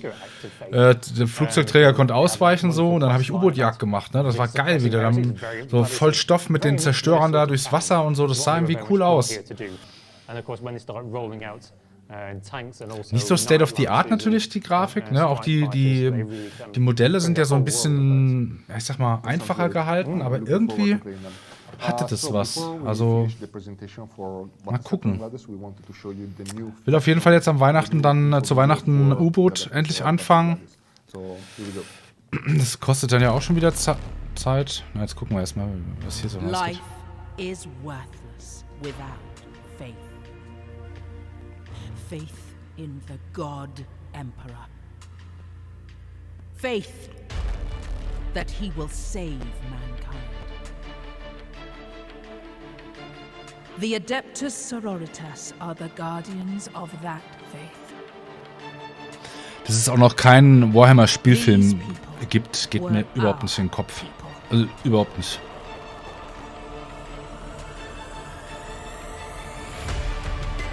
And when the world was lost, when the cities fell, we defended them from the Xenos, the heretics. But soon we stood against the dark, alone. Others would have lost hope, but not the Adeptus Sororitas. And finally, our faith was rewarded with the blessed Celestine at our head. We will save these people for the God Emperor! Ah, Gladius. Mhm.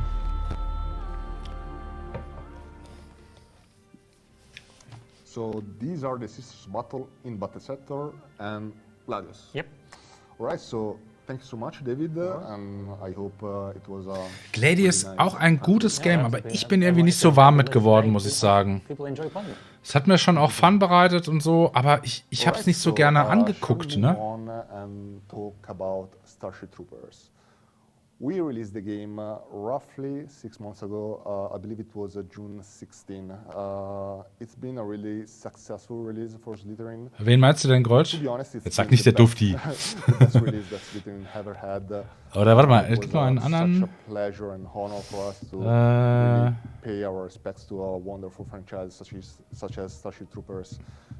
Komm nicht drauf. Naja, schreib mal, wenn du meinst. Vielleicht fällt mir der Name bis dahin auch ein. Hello, Lucas. Hello, Alberto. Thanks for Welcome. inviting me. All right, so my first question for you, how do you feel about the release of Starship Trooper and the path so far? Well, obviously we're very happy about the reception of the game. So the success of the game has allowed us to grow our team, and it will allow us to keep supporting and expanding the game, which is something we have a lot of ambitions to keep doing that. And vielleicht muss ich in Gladius auch mal wieder reinschauen. Ne? Ich habe das in einer sehr early Stage quasi gezockt. Und da ist bestimmt auch einiges passiert seitdem. Das ist ja schon 2 Jahre her oder so. Hans Dampf, ja, den meine ich auch, super. Genau. Ja, sowas kann man ruhig posten. Ich habe nichts dagegen, wenn du hier einen Kollegen empfiehlst, ehrlich nicht. Nee, das ist alles gut. Nee, Hans Dampf, genau. Ja, hättest du jetzt Dufti gesagt, hätte ich gesagt, okay, jetzt sehen wir was Neues, aber ja, genau, Hans Dampf, den kriege ich auch immer vorgeschlagen, ja. Ist mein Mikro dann manchmal zu laut? Irgendwie leuchtet da meine rote Lampe manchmal auf.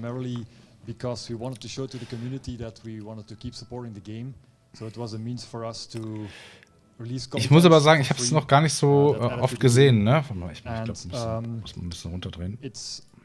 Von Hans Dampf meine ich jetzt. Ist gar nicht wertend gemeint auch, ne? Überhaupt nicht. Aber man hat halt einfach nur begrenzt Zeit. Manche sind da quasi Fremdwerbung empfindlich. Ja, alles gut. Also A, bist du ein alter B-Seiten-Gamer. Und wie gesagt, also ne, ob es jetzt der YouTube-Algorithmus empfiehlt oder, weiß nicht, mag, wenn jetzt jemand da reinkommt und seinen eigenen Kanal da postet oder sowas. Das ist natürlich ein bisschen blöd. Aber ich freue mich auch immer über andere YouTuber, wenn ich die neu entdecke oder so, also von daher. And you can then use that resource to buy new units or unlock more areas on the map or get more war supports. And it's been very interesting to get feedback from players. Die sind jetzt schon bei Starship Troopers. Sorry, da habe ich überhaupt nicht mitbekommen. Habe ich noch nicht gespielt, muss ich sagen. That sounds great. What do I really like to see, you know, what's community members. Ich war völlig gehypt, als das rauskam, das Game, aber ich bin einfach nicht dazu gekommen, weil ich auch die letzten Monate einfach irgendwie, ich war aus dieser ganzen Zockerkiste so fast ein bisschen raus war, ne? Und von daher ist das Game leider so ein bisschen an mir vorbeigegangen, aber das werde ich mir auf jeden Fall nochmal angucken, weil ich ein alter Starship Trooper Fan bin. Ja, absolut. Möchten Sie mehr wissen? You know, there was another big milestone in the roadmap. I'm talking, of course, of the scenario editor. That's been in open beta for a while, well, a couple of months, right? Yeah. Correct. How has the feedback been so far, and what do you think of the scenarios that people are making? Yeah, so ja, Hans Dampf, guck hier auch mal rein. Lass mich da mal inspirieren. Aber ich habe also selbst den Dufti gucke ich eigentlich, also ich gucke schon Dufti, aber die U-Boot-Streams vom Dufti gucke ich nicht. Ich weiß auch nicht, also U-Boot habe ich eigentlich gar nicht geguckt, bei niemandem. Weiß ich, manchmal will ich mir ein Game nicht selbst spoilern oder so. Wisst ihr, was ich meine?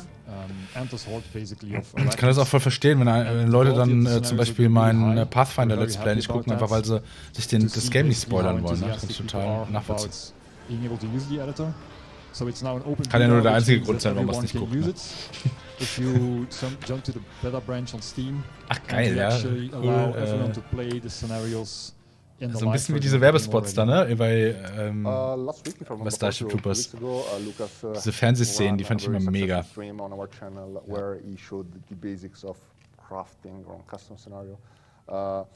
If you join our Discord channel, there are quite a few Schaut, weiß nicht, was ich davon halten soll. player-made scenarios. Na, ich guck mal rein. Really good. So if you want to play them, you can just join the Discord channel and download them from there. Habe ich noch nicht, hab ich nicht gesehen. Instructions on how to install them. But my question for you is, well, you know, there is a specific feature that is highly requested from the community, which will make accessing scenarios easier for players. I'm talking, of course, of the Steam Workshop support. So, is it coming? Yes, absolutely. So currently the way to get scenarios is you have to go to the Discord channel, which there is actually a button for in the game. So if you go to the scenarios panel, there will be a direct link to the Discord channel. But obviously that's, ja, aber es ist ja alles irgendwie von einem Buch dann letzten Endes. Man denkt mal, oh, geiler Film, voll die geile Idee, und dann ist es aber irgendwie ein altes Buch, man kennt das Buch noch nicht halt, ja. Und ich frage mich, warum Warhammer nicht verfilmt wird. Also gibt es ja nun mal auch jede Menge geile Bücher von denen und auch Battletech. Ich verstehe es nicht. Ich verstehe es überhaupt nicht. Also Battletech mit diesen Mechs und diese ganze feudale Gesellschaft und mit diesen unterschiedlichen Charaktertypen von den verschiedenen Häusern, ja, Liao, die so hinterlistig sind und voll geil, ja. Und dann machen die so einen Mac-Film, Transformers und Pacific Rim. Was? Obwohl Transformers ein bisschen cool ist, die Verfilmungen sind noch nicht so geil. Transformers, so die alten Transformers Cartoons dazu, Comic-Zeichentrickfilme. Hammer. Basically, there will be a couple of achievements that are reasonably straightforward to achieve. So by just basically playing the game, you'll be able to unlock these, but we'll also have a number of more cooles Bild. Tricky achievements that you can only get by playing with certain units. Ich glaube, die Wertung war aber nicht so gut, ne, von Starship Troopers, kann das sein? Also nicht schlecht, aber so auch nicht gut. Irgendwie so mitteldurchwachsen. Aber ich habe es noch nicht gespielt. Before we move on, I wanted to mention that we are updating the roadmap at the end of this presentation, so we will be showing the new roadmap near the end. There's also another small asset that I'm going to announce today. Not even my workers at marketing know about this. Marco doesn't know about it. I'm talking, of course, of Steam trading cards. So yeah, Steam trading cards are coming for Starship Troopers. Surprise! All right, so you know, let's address the big elephant in the room. You know, Steam Workshop support, achievements, they're all fun, but what people really want to know about is new content, new DLCs, a new campaign, maybe a new planet, new units. I know that maybe you don't want to say all of it yet. We have big plans, but I'm just wondering, what can you tell us about this? What do you feel comfortable with sharing? Yeah, so besides what we've already talked about, one of the things that's currently a big focus in our development is working on a new environment.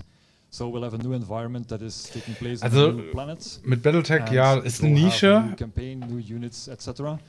Klar, vor allem bei den Älteren, die halt die Tabletops noch gespielt haben oder so. Aber die Spielindustrie hat das auch nicht weiter vorangetrieben. Ne? Ich glaube schon, dass wenn man da irgendwie ein Rollenspiel zum Beispiel, Battletech-Rollenspiel, mega, könntest ein Elementar spielen zum Beispiel. Pff. Also Knaller, Strategiespiel halt, ja, wie früher Mac Commander oder so, ja. Also echt geil, das mal ein bisschen. Ja, ist schon cool. Aber schade, dass das wieder so pixelig ist, ey. Mann. Dazu.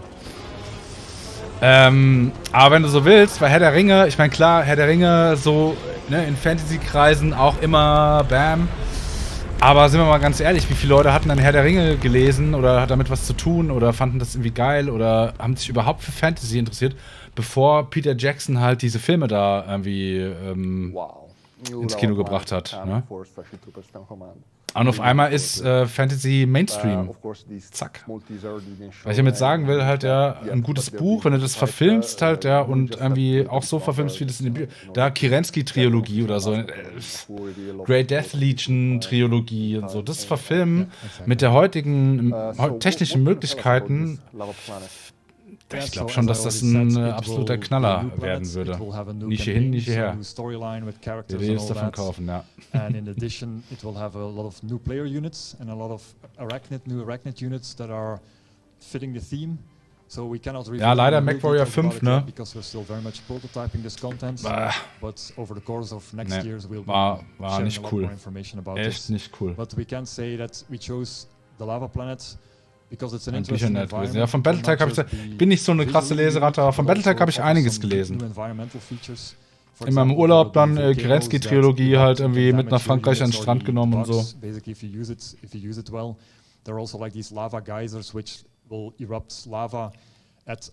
Ja, aber was bleibt dir auch anderes übrig, ne, als Bücher-Nerd zu werden, wenn du auf sowas Bock hast, ne? Und ich meine, die Bücher von The Witcher, die sind auch richtig geil und sind auch erst durch ein Computerspiel und jetzt auch die Netflix-Serie so mainstreamig geworden, ne? Vorher, wer kannte denn The Witcher? Ja, also dieser polnische Autor da, also ja, so ein paar Nerds halt, ne? Die haben aber, also ich glaube schon, dass gerade bei so einer Nische kannst du das auch auf ein anderes Level heben. Oder du machst halt einen Mac-Film wie Pacific Rim. So, jo, den guckt man sich dann ja auch an, dummerweise, ne? Einfach weil es geil aussieht, aber es ist natürlich inhaltlich Käse, ne? So, ich bin mal wieder zurück hier. Ist genau meins. Ja, Battletech ist einfach. Ich habe im Keller habe ich noch so die ganzen alten Folien und Blätter, die wir gemacht haben und so ein Spaß auch früher mit 5, 6 Leuten oder so Battletech zu zocken. Hammer, richtig cool. Auch die ersten MechWarrior Games. Diese Stimme von dem Computer. Bis heute ist es präsent in einem. All Systems Online. So, Hammer. Richtig cool. Ja, und dann MechWarrior 5 und auch das Strategiespiel da, das letzte, fand ich auch nicht so gut. Ne? Ist das einfach sogar Battletech oder wie ist das? Das kann gar nicht. Ist rundenbasiert. Vom Prinzip ja nicht so schlecht, aber nur eine Lanze. Nur eine Lanze, brauchst eine Scout-Lanze, eine Artillerielanze, eine Kampflanze. Zack, 12 Mechs. Fand ich ein bisschen schade. Also auch so, das Drumherum war irgendwie ganz geil, aber die Taktikgefechte fand ich nicht gut. Ich rede da vielleicht ein bisschen zu viel, man versteht den ja gar nicht. Das sind jetzt mit einem Bein hier im Schneidersitz gesessen. ways to beat all the stuff the bugs Ich are muss gerade throwing mal meine at you, Freundin basically. fragen, was mit meinem Bier bleibt. Finally, the third point I would highlight is that we want to make sure this game mode is very expandable, so that we can add new unit types, new abilities, etc. For example, the new lava planet will be something that we can integrate into the new game modes, so that it is very expandable. Ich gehe mal kurz Sounds gucken. great. Well, I know that a lot of fans are asking about it, and they're really curious to hear more about this game mode. I can only invite you to stay tuned if you want to learn more, just to quote FedNet. So you can just join our Discord channel or just, keep checking the Steam page or, your store of choice. Just stay tuned and we will be saying more about it pretty soon. Before we wrap this presentation, I just wanted to ask you, are there other news for Starship Troopers 10 Command that you want to share with us today? Well, of course, besides all the stuff we announced today, we're always working on the game. We're always working to improve the game, like small features, small updates. Usually that is based on what we see on the feedback from players, basically what they're asking for.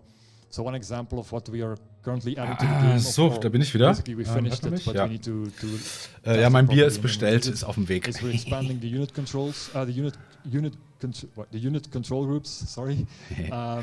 For example, now you can only, in the current version, you can only assign a unit to one control group. But with the update, you'll be able to assign it to as many groups as you want, which is a feature that is very common in all the modern RTS games. And of course, we want to make sure that it's also available in our games. And it's one of those features players have been asking for. So we're always looking for ways to improve the game. I'm pretty sure that fans will be happy to hear about it. Ich spiele immer noch Battletech, das rundenbasierte Spiel ist aber halt echt schlecht gemacht. Ja.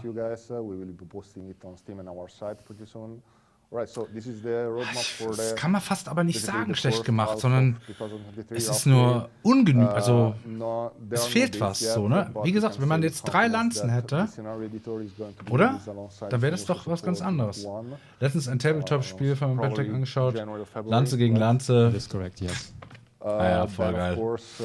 Das ist halt so cool, ja. Dann jumpt einer so mit seinen Jump-Jets hinter dich und sagt so, haha, es schießt jetzt in den Rücken und dann sagst du so, Flipping Arms. Und schießt halt nach hinten. Oder jumpst halt irgendwie so auf eine Anhöhe und trittst dem ins Cockpit und so, ey, Hammer. Richtig cool. Mit Mod gut. Mods habe ich doch noch gar nicht ausprobiert. Was ist das denn jetzt hier? Upcoming Content, gucken wir mal. Lava Planet DLC.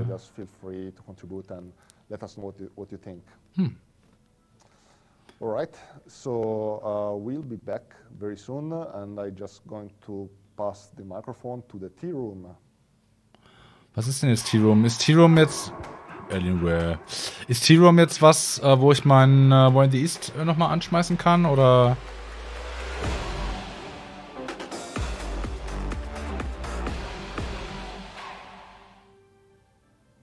And we're back here with Julia. Yeah, hello everybody. One thing, Julia, I have to say is that it's great that after all these events that we managed to have with, we started, everything was remote, then we had first maybe a bit remote, a bit of people in here, and now we have upstairs in this office we have I think 4 developers coming to show their games. So I think this is a great achievement for us. Yes, it's wonderful. It's really good. So there are 2 games that you will not see today, and I want to give a little bit of a peek on both of them because of course you know that we care about updating you about a number of things. So the first game we're going to talk about is Terminator. You all know that we have a Terminator game in development. Terminator Dark Fate Defiance.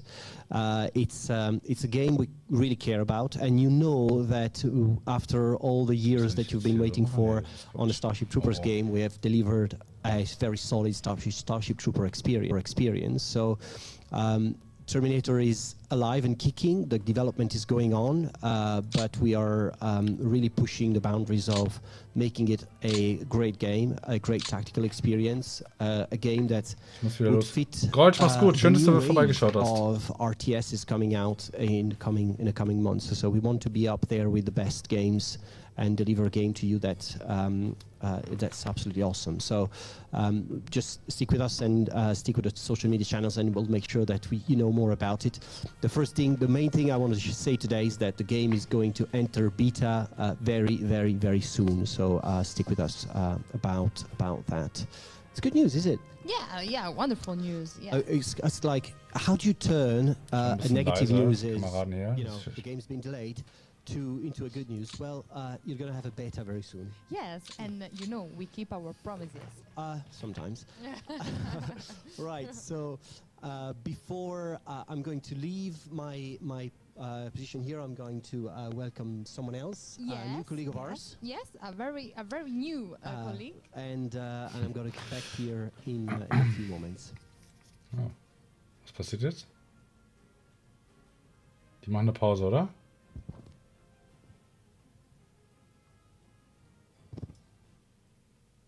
And with our friend, colleague, Hi Julia. Francesco. Hi Julia, how are you? Ich mache das mal alles mal ein bisschen leiser, dass wir hier in Ruhe über WWII sprechen können.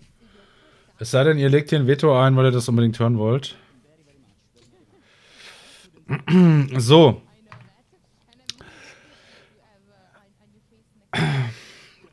Also, wir haben mal stehen geblieben bei der 11. Armee, was die wohl mitbringt. Wir kriegen dann im Februar, genau, das gucken wir uns mal an.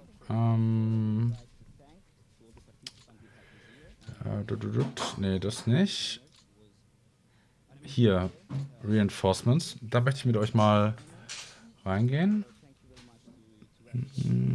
Da sehen wir leider nicht, wie viele Einheiten da mitkommen. Ich hoffe mal nicht, es sind nur, also das die 28. und 22. Also 28. Jägerdivision und 22. Panzerdivision hier zur 11. Armee gehören und es alles ist. Also das glaube ich jetzt hoffentlich nicht. 30. Korps. 22. Panzerdivision. Oh! Die, soweit ich mich erinnere, ist die... mein Bier kommt. Ist die 22. Jägerdivision, als bei Stalingrad der Durchbruch erfolgte, nördlich des Kessels sozusagen, lag die in Bereitschaft mit noch irgendeiner Infanteriedivision. Und die sind dem entgegengetreten, na Hundi? Die sind dem entgegengetreten und haben versucht, den nördlichen Durchbruchskeil zu stoppen oder zumindest zu verlangsamen. Die ist komplett aufgerieben worden, die Division. Aber das ist schon mal richtig geil zu wissen, dass wir dann eine Panzerdivision und auch eine Jägerdivision kriegen. Ja, und dann 11. Armee. Dann im dritten Zug kriegen wir nochmal 2 Infanteriedivisionen. Das ist halt geil, weil das dann schon nächsten Zug ist. Das ist stark. Jetzt gucken wir hier mal. Airlanding Division, Fallschirmjäger. Sehr schön. Sehr schön. Die ist lila, das heißt, die wird auch der 6. Warte mal, sind da Farben dabei, ja? Ist alles lila, oder? Also, okay, dann gehört das... Seht ihr? Grimmschild.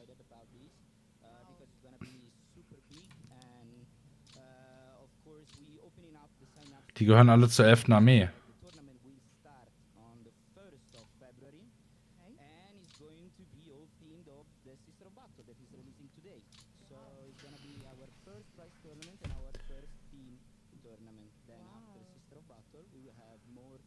Zweite rumänische Korps. Großdeutschland haben wir schon auf der Karte. Das wird anscheinend dann aufgerüstet, oder? Zu einer motorisierten Division. Gucken wir uns gleich mal an.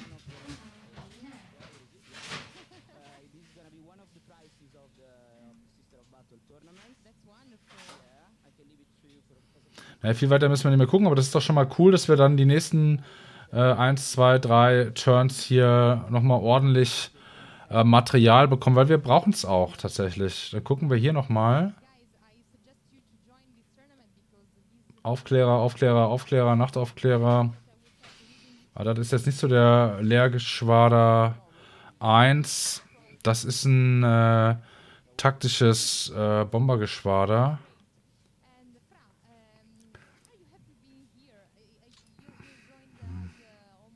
Rumänische Flugzeuge. Ah. Hier kriegen wir nochmal ein paar Heinkel.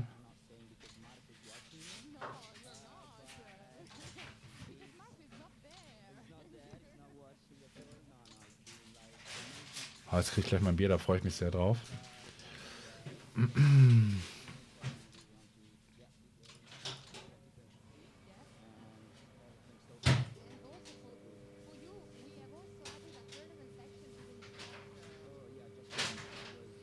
Nachrichtengruppe oder wofür steht das NAGA8? Weiß ich jetzt nicht.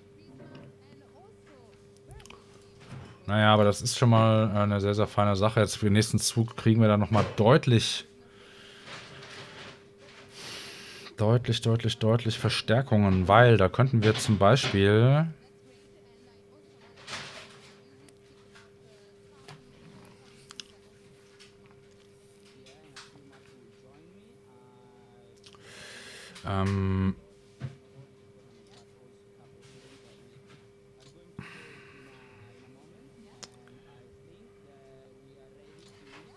hier das Panzerkorps dann... Nee, Quatsch. Oder? Doch. Naja, genau. Das Panzerkorps besteht nur aus einer motorisierten Division. Dann könnte man halt echt überlegen, ob man dem Panzerkorps dann die 22. Panzerdivision angliedert. Dann könnte man das nämlich auch sinnvoll einsetzen. Vielen Dank. Prost, ich habe endlich mein Bier. Ja, schlecht vorbereitet gewesen.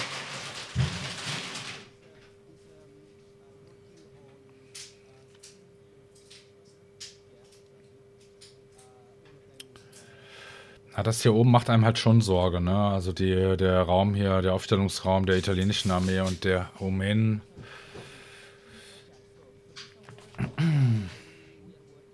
Man könnte natürlich auch was ganz anderes machen.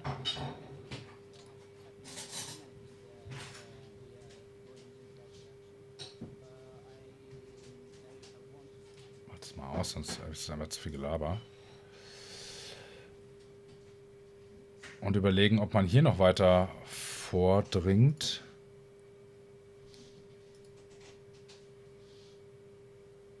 Ja, Voronezh ist auch nicht ausreichend gesichert, ne? So, jetzt gibt es hier nochmal ein Video. Warte mal, gucken wir uns mal an. We introduced you to the new galaxy we had created for you. An immersive environment to let you test your skills and make you feel at home in space. As with all things, we know that there is a long way to perfection, and we have been working every day to make the journey to the stars easier and smoother for you all. Since the beginning of this journey on our shared exploration ship, we have made significant progress. The crew has increased, and you now have more forces at your disposal. The stability of our ship is much better, and we've expanded graphical compatibility and also improved performance across the board. We've improved the flight controls by making the artificial intelligence more intelligent and polished some of the quirks in the user interface. We've also made it easier for you to manage your people by making sure your colony ships and passenger ships find their best possible destinations. Finally, das ist auch so ein Titel, ne? Den muss ich unbedingt auch nochmal angehen auf dem Kanal. Aber es ist halt auch so ein Klopper, dieses Spiel, ey. Aber es ist halt auch ziemlich geil, muss ich echt sagen. Ich bin halt nicht so tief eingedrungen, aber irgendwie das geilste Space 4X Games, was ich hier gespielt habe. Prepare for new encounters as we are busy at work making distant worlds a bigger, better experience for all of you. Sounds good. Ja, das muss eigentlich auch zurück auf den Kanal, ne? Aber das muss man dann offscreen erstmal irgendwie studieren, so. Von daher ist es auch eher für nächstes Jahr irgendwann ein Projekt. The launch in a number of ways. This was a game that we had, prepared for, I think, 7-8 years. The developers at Codeforce were, Ich bin ja nie mit Stellaris so warm geworden, ne? Aber mit Distant Worlds irgendwie, das hat mich sofort voll gecatcht, das Ding. The game ended up having some problems that we had to go back and fix. And instead of just fixing the problems, Codeforce hired new people, invested in, not only fixing the things, but actually refurbishing the code and making sure that, we could build on it over time. So it's taken quite a long time. I can see that the reviews are going up again. Yeah. People, the community is answering quite well I think they're seeing that we are working, and I'm really glad that they're still there. They want from us more, and we are definitely want to give more to the community. We had, I think at some point we had like a patch delivered every week, which was... Ja, da musst du, glaube ich, erstmal ein paar Stunden ordentlich rein versenken, bis du das irgendwie gescheit Let's Playen kannst. And I think it's still the case in some weeks that we have like a very frequent release of different updates. But, kommt auf die Liste. And I think that the Q1 next year. Oh, ich will so eine Tasse. We are on the right path. I think that we still need some work, of course, because as the video said, the way to the perfection is a long journey, and definitely is going to be our final destination. We want the perfection for our community, and we are working really hard to deliver and to give the better experience for everyone. So I'd say that the galaxy is still alive, right? Yeah. He's always there. He's always there, right next to you. And in 2023, it's going to be even more beautiful. And we will add few things. And I think that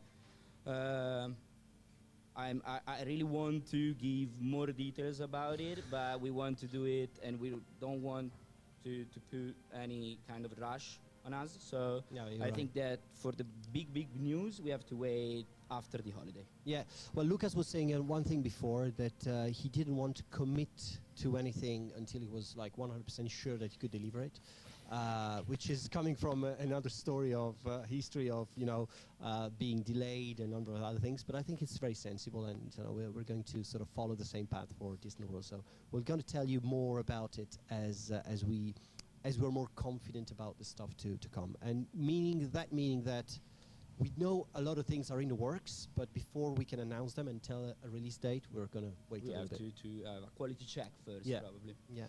So, Francesco, elephant in the room. Your second. We have to talk about it.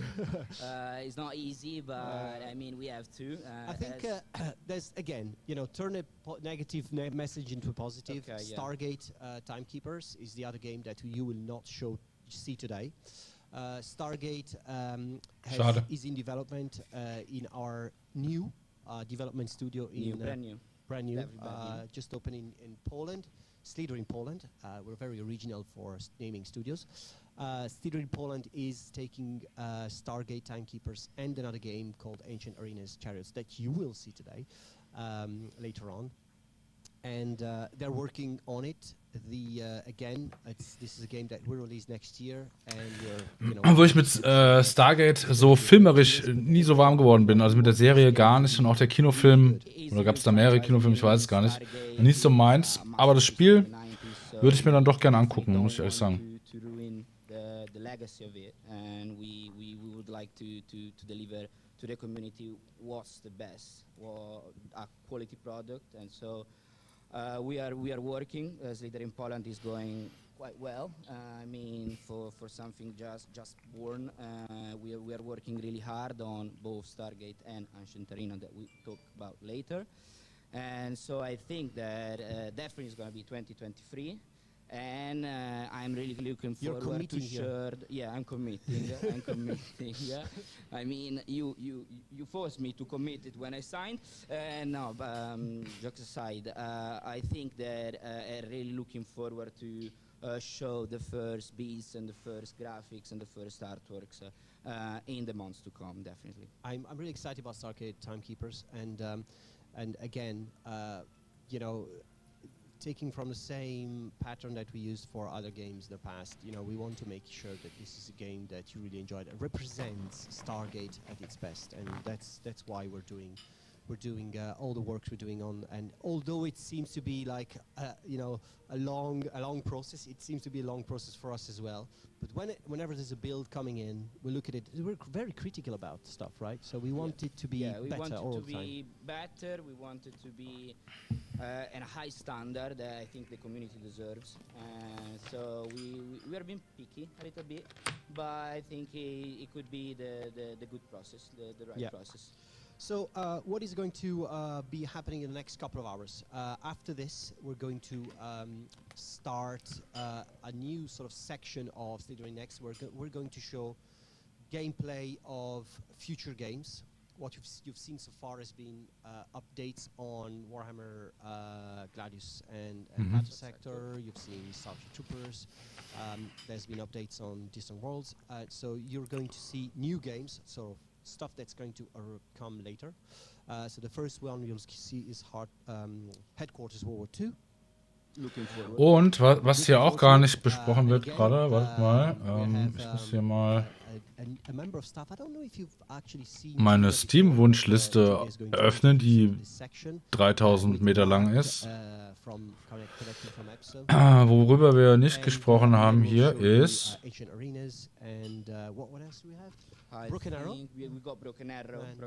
Modern Naval Warfare. Ja. Modern Naval Warfare. Das ist alles Microprose. Und Scramble. Battle of Britain. Ist, glaube ich, ein Rundenstrategiespiel. Luftkampf. Luftschlacht im England. Was ist jetzt? Countdown, okay. Ja. Aber vor allen Dingen warte ich auf Modern Naval Warfare, ne? Oh, schauen wir mal. Was ist jetzt?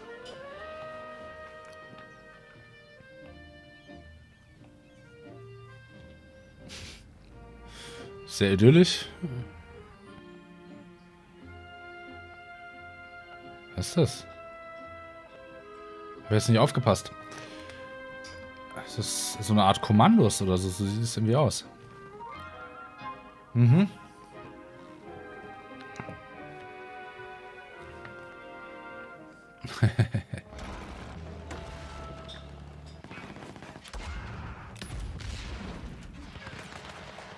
Das sieht schon mal ziemlich cool aus, finde ich.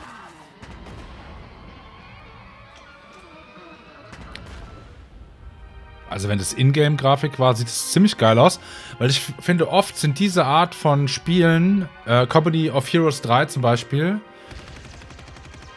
Das ist Headquarters World War II. Oder?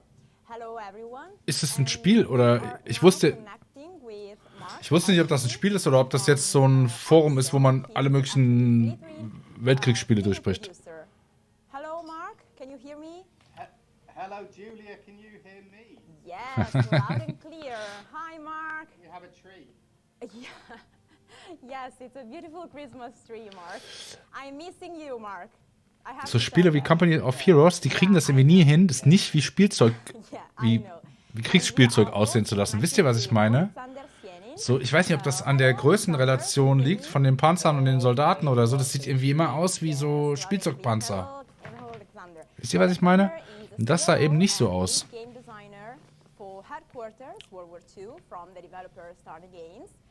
Ich muss mir das gleich mal wishlisten. Wie heißt das? Headquarters.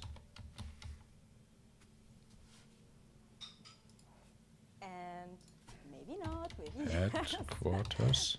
World War II, da ist es. Bam. Die Wunschliste wieder um einen länger. Hello, I'm Alexander Senin from Starship Games. I'm a lead game designer. Sieht mega cool aus. Ist auch rundenbasiert.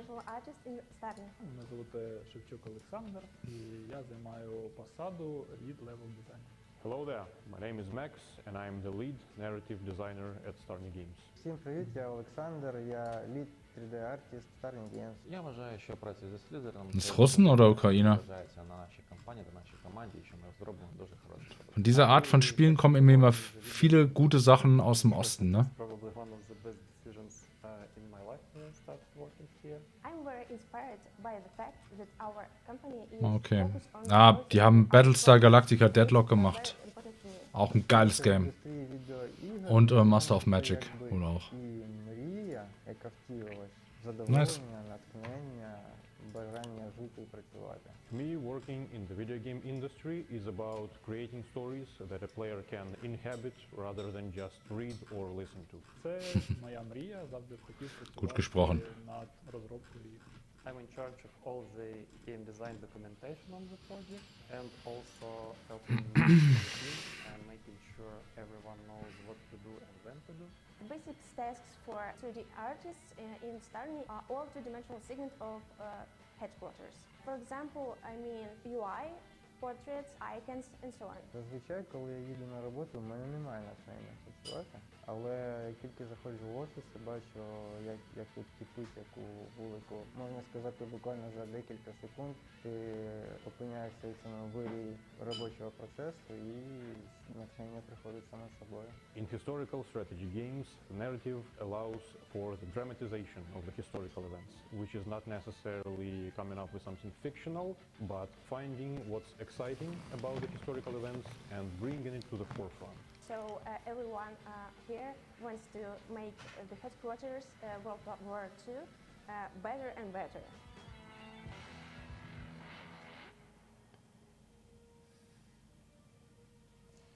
And here we are again. So I hope that gave you an insight of the huge team that is currently working on headquarters World War II. And Mark, can you give us a little bit of an update about the development status of headquarters? Yeah, sure. When the team are in the final stages of development of headquarters, which is a really exciting time in the game's creation. We're now able to play through all the various single-player missions. Steht da hinten, wo in the East, oder? Really Sehr good. cool. It's really coming together. We've had the art pass. It's looking nearly sort of final game. It's really coming together. It's a really beautiful game. Yeah, absolutely. And Alexander, we want to know more about the game. So can you give us a bit of context? Where is it set? Why the name Headquarters? Sure. So Headquarters World War II is a tactical level turn-based strategy game. And that means that you can expect a realistic scale and that your unit's positioning matters a lot and it's focused a lot on tactics. It's set during the Normandy landings and we have a 3 plot-driven campaign, the British one, the American and the German. And it also has a very flexible multiplayer for up to 4 players. Okay. So I hope you will enjoy playing it. We'll see a little bit later what you're talking about, but I think that we can start from the single-player campaign. So we can see the video of the single-player campaign. And Mark and Alexander, do you want to tell us a bit more about that? Yes. So what we're seeing here is the first mission in the German campaign. You're playing as the Germans, of course. Sieht aber wieder Echtzeit aus. In this small coastal town. Ah, nee. And your task is to help the German garrison to hold down the town during D-Day. All the missions have a narrative that follows different characters, with you playing from the point of view of an officer on the battlefield. The footage we have at the moment that's just starting, it's the player starting to position his troops on the map. And as you can see, sort of top left, there's primary objectives is to sort of capture 3 key points in the town. Es hat leider wieder auch keine Hexfelder. Ich finde das irgendwie mal ein bisschen schwierig. More objectives sort of tend to appear as the mission progresses. Alexander? Yeah, so here you can see like the like the allies who are landed fighting with allied German troops that you are going to help defend the town. And Ah, zerstörbare Gebäude. Schon mal cool. so I just wanted to bring up one of the key elements of the game, that is the destructible environment. So in the game there are a lot of environmental objects such as buildings, some fences, like I don't know, tree lines, yards, high vegetation, and so on. So all of that affects the gameplay, but a lot of that could also be destroyed by being bombarded either by the player or by his opponents. And basically the player has to adjust quickly to the changing situation on the battlefield. For example, if a house that your troops were positioned in has collapsed, you probably have to look for a better position and so on. So you really have to like follow what's happening. Es sieht ganz nice aus. Mich würde mal interessieren, was um die Taktikgefechte rum so passiert, ne? Das finde ich bei so Taktikspielen, also ich weiß nicht, wie es euch geht, aber ich tue mir immer schwer, wenn ein Spiel nur auf taktischer Ebene ist und man quasi immer so ein Setting vorgegeben bekommt, in dem man sich dann bewegt. Ich brauche dann auch irgendwie immer noch so einen, ja, ich sag mal so einen Kampagnenfortschritt oder so, ne, um da länger dabei zu bleiben.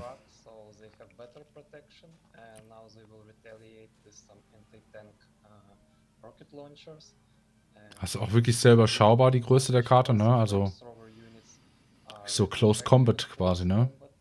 Also ich meine jetzt nicht das Spiel, sondern die Gefechtsform.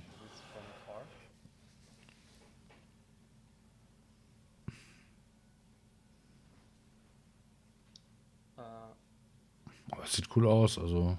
So I guess another important part of the game, especially in the single player campaign, is the unit management, the headquarters section of the game. So between missions, you can sort of choose which units get special abilities to level up, new abilities. You can assign heroes to certain vehicles, and there are headquarters skills that you can sort of invest in and sort of unlock new ones as well. And you do carry an army through from mission to mission. Ah, okay. So it's a nice replay. Das ist schon mal ganz cool, aber ich finde es dann halt auch geil, wenn man die Entscheidungen, ja, wo und wie der nächste Kampf stattfindet, dass man die selber trifft, ne? Und ja, nicht so Mission an Mission fix aneinandergereiht hat, ne? Und das ist dann deine Kampagne, wo du einfach ja, halt 12 Missionen spielst und dann ist die Kampagne vorbei, ne? Da ist es ganz nett, wenn du die Truppen mit rübernimmst, aber ich brauche dann auch irgendwie auf der strategischen oder operativen Ebene dann einfach ein bisschen Leben, sage ich mal, ne? Aber mal gucken.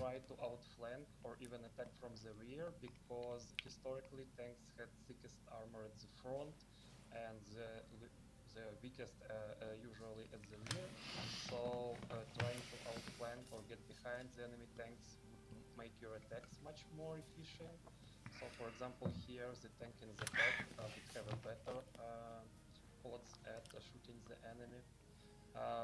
But yeah, so that's there are actually a lot of factors to take into account. That's why we have this. Ja, ich weiß nicht, ne? Also da.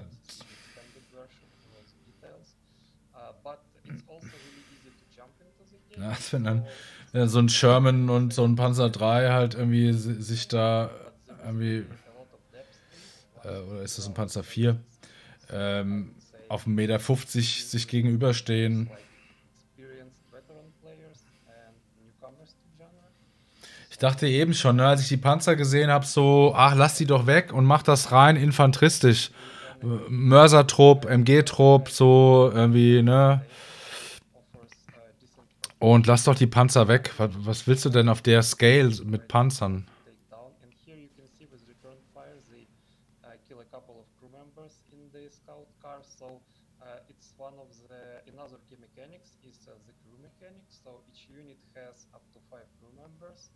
And basically, when like any of the crew members is lost, the specific penalty. Ne, ist ein Panzer 3, aber kein Panzer 4. War irgendwie nur irritiert von der kurzen Kanone, deswegen dachte ich kurz, wäre ein Panzer 4.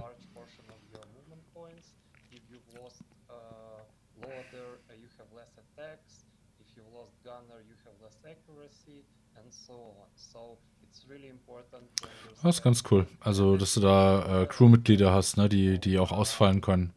Aber so eine Situation, das verstehe ich nicht, ne? Also. And here you can see the enemy tanks like taken out our tanks. Da berühren sich die Rohre, ne, von den beiden Panzern. Anti-tank infantry crew runs in to try and save the day. And manages to. Wie gesagt, ist prinzipiell nichts gegen zu sagen, gegen die Scale, ne, das ist wirklich Close Combat, also Nahkampf ist und so, aber ich würde die Panzer da rauslassen, also die bräuchte ich dann da tatsächlich nicht. Und das ist ja dann völlig okay, ne, so infanteristischer Kampf in 4, 5 Häusern oder so und dann beschießt man sich halt irgendwie. Ja, jetzt kommt ja gleich Broken Arrow. We are also going to see some footage from a multiplayer match. I think this is the first time that we reveal footage from the multiplayer. So, Mark, can you tell us a little bit more about that? What are the core gameplay mechanics of the multiplayer?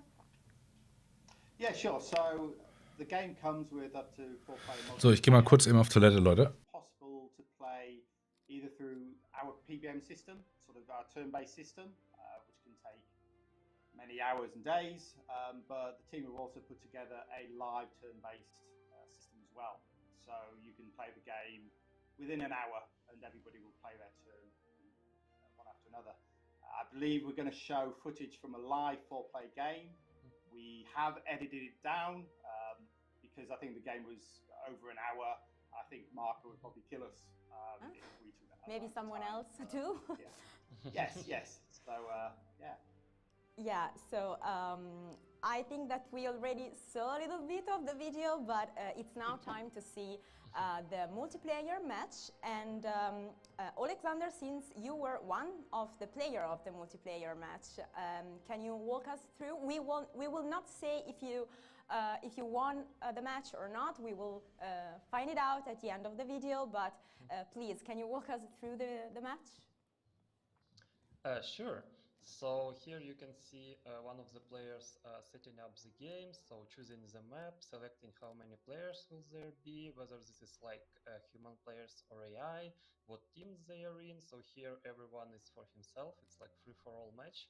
And here you can see like 4 victory conditions, different like turns limit, starting prestige, prestige income, also like you could set up the higher starting level for units, enable heroes and so on. So there are really lots of settings for you to play with. And here we're already in the match. So here is one of the players deploying his units. So you get some starting prestige and you can acquire any units and deploy them. And that would usually be your first turn. So here you can see a couple of other players who've already deployed their starting troops. But that's not the end of it. So as the game progresses, you gain more prestige and you can deploy more troops at any time. So here you can see my APC bringing infantry to capture this neutral flag. And this allows me to get some extra prestige income. So it's really important, as in many games, of course, to control the flags. And here they bring you not only one of the victory conditions, which is like whoever controls the most flags longer wins, but also they bring you extra prestige every turn. So it's really critical to control as many flags as possible. So you can deploy more troops and reinforce your position. So here we can see some of the skirmishes around one of the flags already starting. So, you know, the battle for control is ongoing now. So here you can see the red line is showing line of fire. So you can toggle it. Weiter geht's. And here you could also see how it's affected by the terrain and by all the buildings and tree lines and everything. And you will also be able to see it change as the unit will start to move right now. You can see that it's taking into account all the terrain and everything. So, Alexander, so there's a number of sort of visual Nee, das ist irgendwie nicht meins, leider. Bei aller Liebe.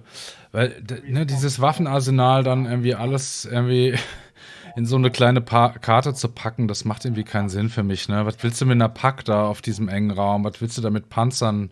Ich glaube, da stand auch jetzt irgendwie eine 8.8 oder so.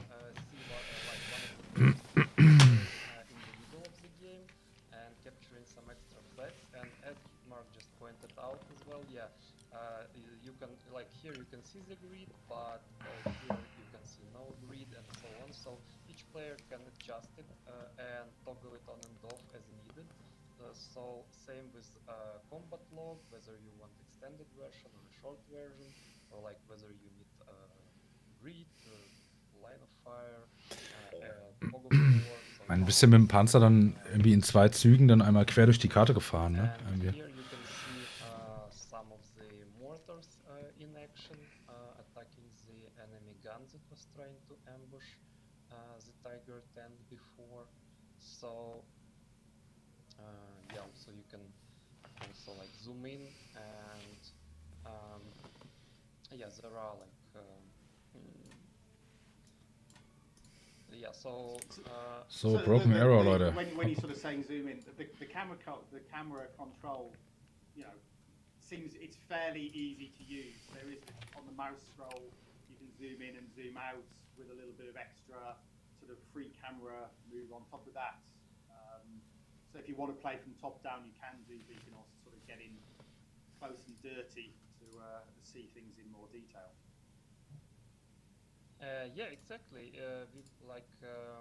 We tried to make it like really flexible and really to suit like different dates and different situations in the game.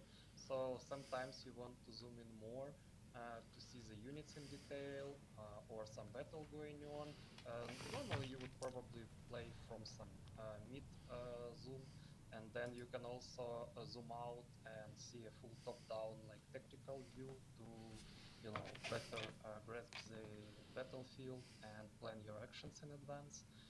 So here we can also see some skirmishes going on, and here you can see that this car with a machine gun cannot penetrate the front armor of armored car because you know, even if you land a perfect hit, that doesn't mean it would penetrate the enemy armor. That's why it's really important to have the right gun and you know, the right angle and so there are Die ganze Zeit, ach, das ist unscharf, das Bild, weil ich meine Brille nicht auf. to basically hide his vehicle and give it extra protection and it was damaged to try and save it from potential enemy attack. And yeah, so here Alexander, the two icons to the right hand side, the guy with the bugle and the saluting soldier, what exactly are those? Yeah, so those are the HQ skills that you can see in the game, and yeah, so basically these two are, one is restoring units morale and another one restoring its crew, and basically you can use those on any of your units on the map, but then it will be on cooldown for a few turns. So it represents like you as a commanding officer and some of the options that you have, but you have to be strategic about using them because once you've used one of these, they aren't available for a couple of turns, and that means that maybe you should have saved it for a more important unit on a different flank that you wanted to, or like, so maybe now is not the moment to use it, or maybe now it is. So that's really up to you to decide, and there will be more abilities, and in campaigns they usually depend on the scenario, but in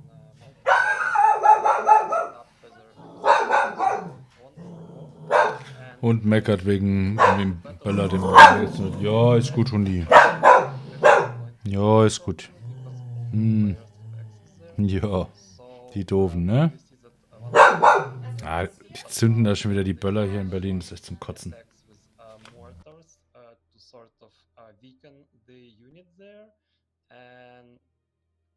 After bombarding it with mortar and killing some crew and lowering the unit's morale, It uses the scout unit with assault attack to take the flag. So assault, it's like a close combat attack where if you defeat the enemy, you also take the tile his unit was in, and so you know the central flag was just stands.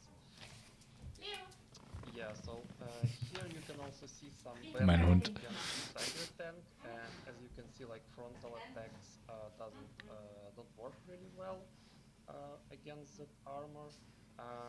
Here I would also want to highlight this building because we can like follow the different stages of its like being Ja, auf jetzt will Broken Arrow hören, Leute. sort of damaged, and if it's further attacked, it would collapse at some point.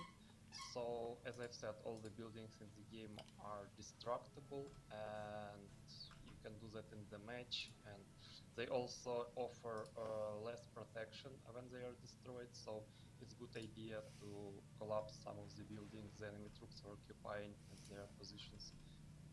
Yeah, Alexander, you were saying that you can when you said a multiplayer skirmish match, you sort of have various options sort of switched on and off. Do you want to just touch on a couple of those? I know there's the headquarters, but there's other things in there to sort of set up your multiplayer game. Sure. So first of all, like you can either play it as a skirmish, so without other players, like just against the AI. But you could also play all the like skirmish maps against other player opponents, and it's really flexible. So you have 4 victory conditions. Those are focused on capturing other players' bases, basically HQs. Then on controlling the flags for the most of the time.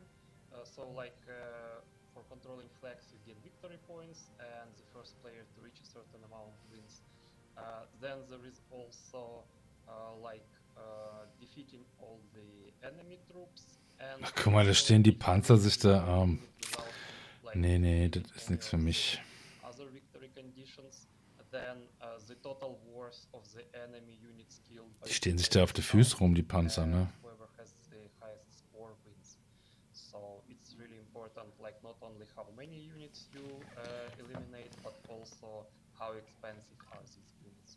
So here you can see the tank maneuvering with backwards movement and also rotating like to certain directions. So it's really important to use that, like to retreat with your frontal armor facing the enemy, and it's also important to utilize this like both backward movement and rotation to keep your units oriented properly and to minimize the damage that the enemy could deal to you during his turn or with an Overwatch attack.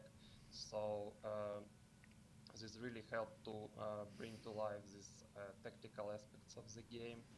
And as you can see, like here, the unit was like unknown, but now we can see it because we moved closer. So this is all calculations based on. So some units you cannot see So at all. ein Tiger, der fährt an den LKW ran, um den dann abzuschießen. But then there are also 3 levels, so like you either don't see. Ich meine, hat die Wahl des Settings irgendwie nicht viel damit zu tun, wie das dann spielmechanisch umgesetzt wird, ne? Also das ist halt echt schade. Leo! Was meckerst du denn?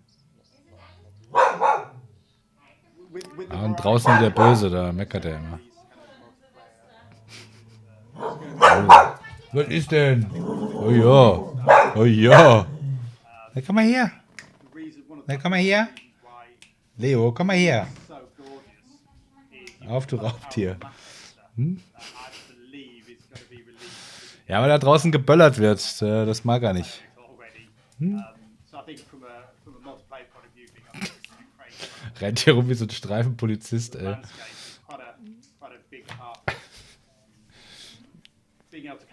Unser Raubtier. Was ist das jetzt mit der Faust? Yeah, sure. It's for us, and we're really looking forward to seeing what the players community can come up with all its creativity and potential for creating great maps to play. And also, if you feel that you could make a better map, it's always better to. Es ist halt eine Entscheidung, ja, die man treffen muss irgendwie als Spieledesigner, ne? Machst du Echtzeit, machst du Rundenstrategie, auf welcher Scale bewegst du dich da? Ist es Globalstrategie? Ist es taktischer Nahkampf wirklich, was hier der Fall ist? Und das ist alles legitim halt, ja. Und es sieht doch echt gut aus, von daher, ja, warum nicht? Aber ich verstehe nicht, warum er dann so irgendwie Tiger da rumfahren lässt mit einer 8.8 halt, deren Wirkungsgrad halt irgendwie auf 1 Kilometer oder sogar auf 2 dann irgendwie am sinnvollsten ist, ne, weil es einfach dem Feind überlegen ist. Also was bringt es denn, halt einen Tiger so face-to-face vor einem Sherman zu stellen? Das ist und da steige ich dann leider aus, ne? Also ich kann es auch verstehen, wenn er sagt, ja, ich finde es halt irgendwie cool und zockt das halt einfach so, aber na, das ist jetzt ein Panther halt, ja, also das sind halt Waffen, die auf größere Distanzen eingesetzt werden, ne? Ja, und da stehe ich mir dann so ein bisschen selber im Weg, wenn man so will, ne, weil einfach ja, war so ein bisschen schade. Also ich hätte es besser gefunden. Also so sieht das Game irgendwie stabil aus. Auch die Mechaniken, die ihr hier beschreibt, finde ich echt cool. Aber es sind mir viel zu viele Panzer mit dabei, weil das macht einfach keinen Sinn. Ne? Da würde ich mir ein rein infanteristisches Spiel, irgendwie vielleicht noch Off-Map, Artillerie oder so, oder Flugzeuge, so, das geht ja. Aber dann macht doch irgendwie 2 Platoons irgendwie und die kämpfen da jetzt irgendwie gegen 2 gegnerische Platoons, meinetwegen, um die Ortschaft. Ne? Aber so ein Tiger, der an einen LKW ranfährt, auf die Distanz, um ihn dann in die Seite zu schießen, das verstehe ich leider nicht. I'm excited to say we have literally just opened up the sign-ups for headquarters these days. So if you head over to the Slitherine website and sign up, you'll be blowing up buildings and tanks and flaming. Jetzt haben wir 18:30 Uhr. Es ist jetzt englische Zeit 17:30 Uhr wahrscheinlich, ne? Headquarters, ja, klar. Da kommt jetzt Field of Glory Kingdoms.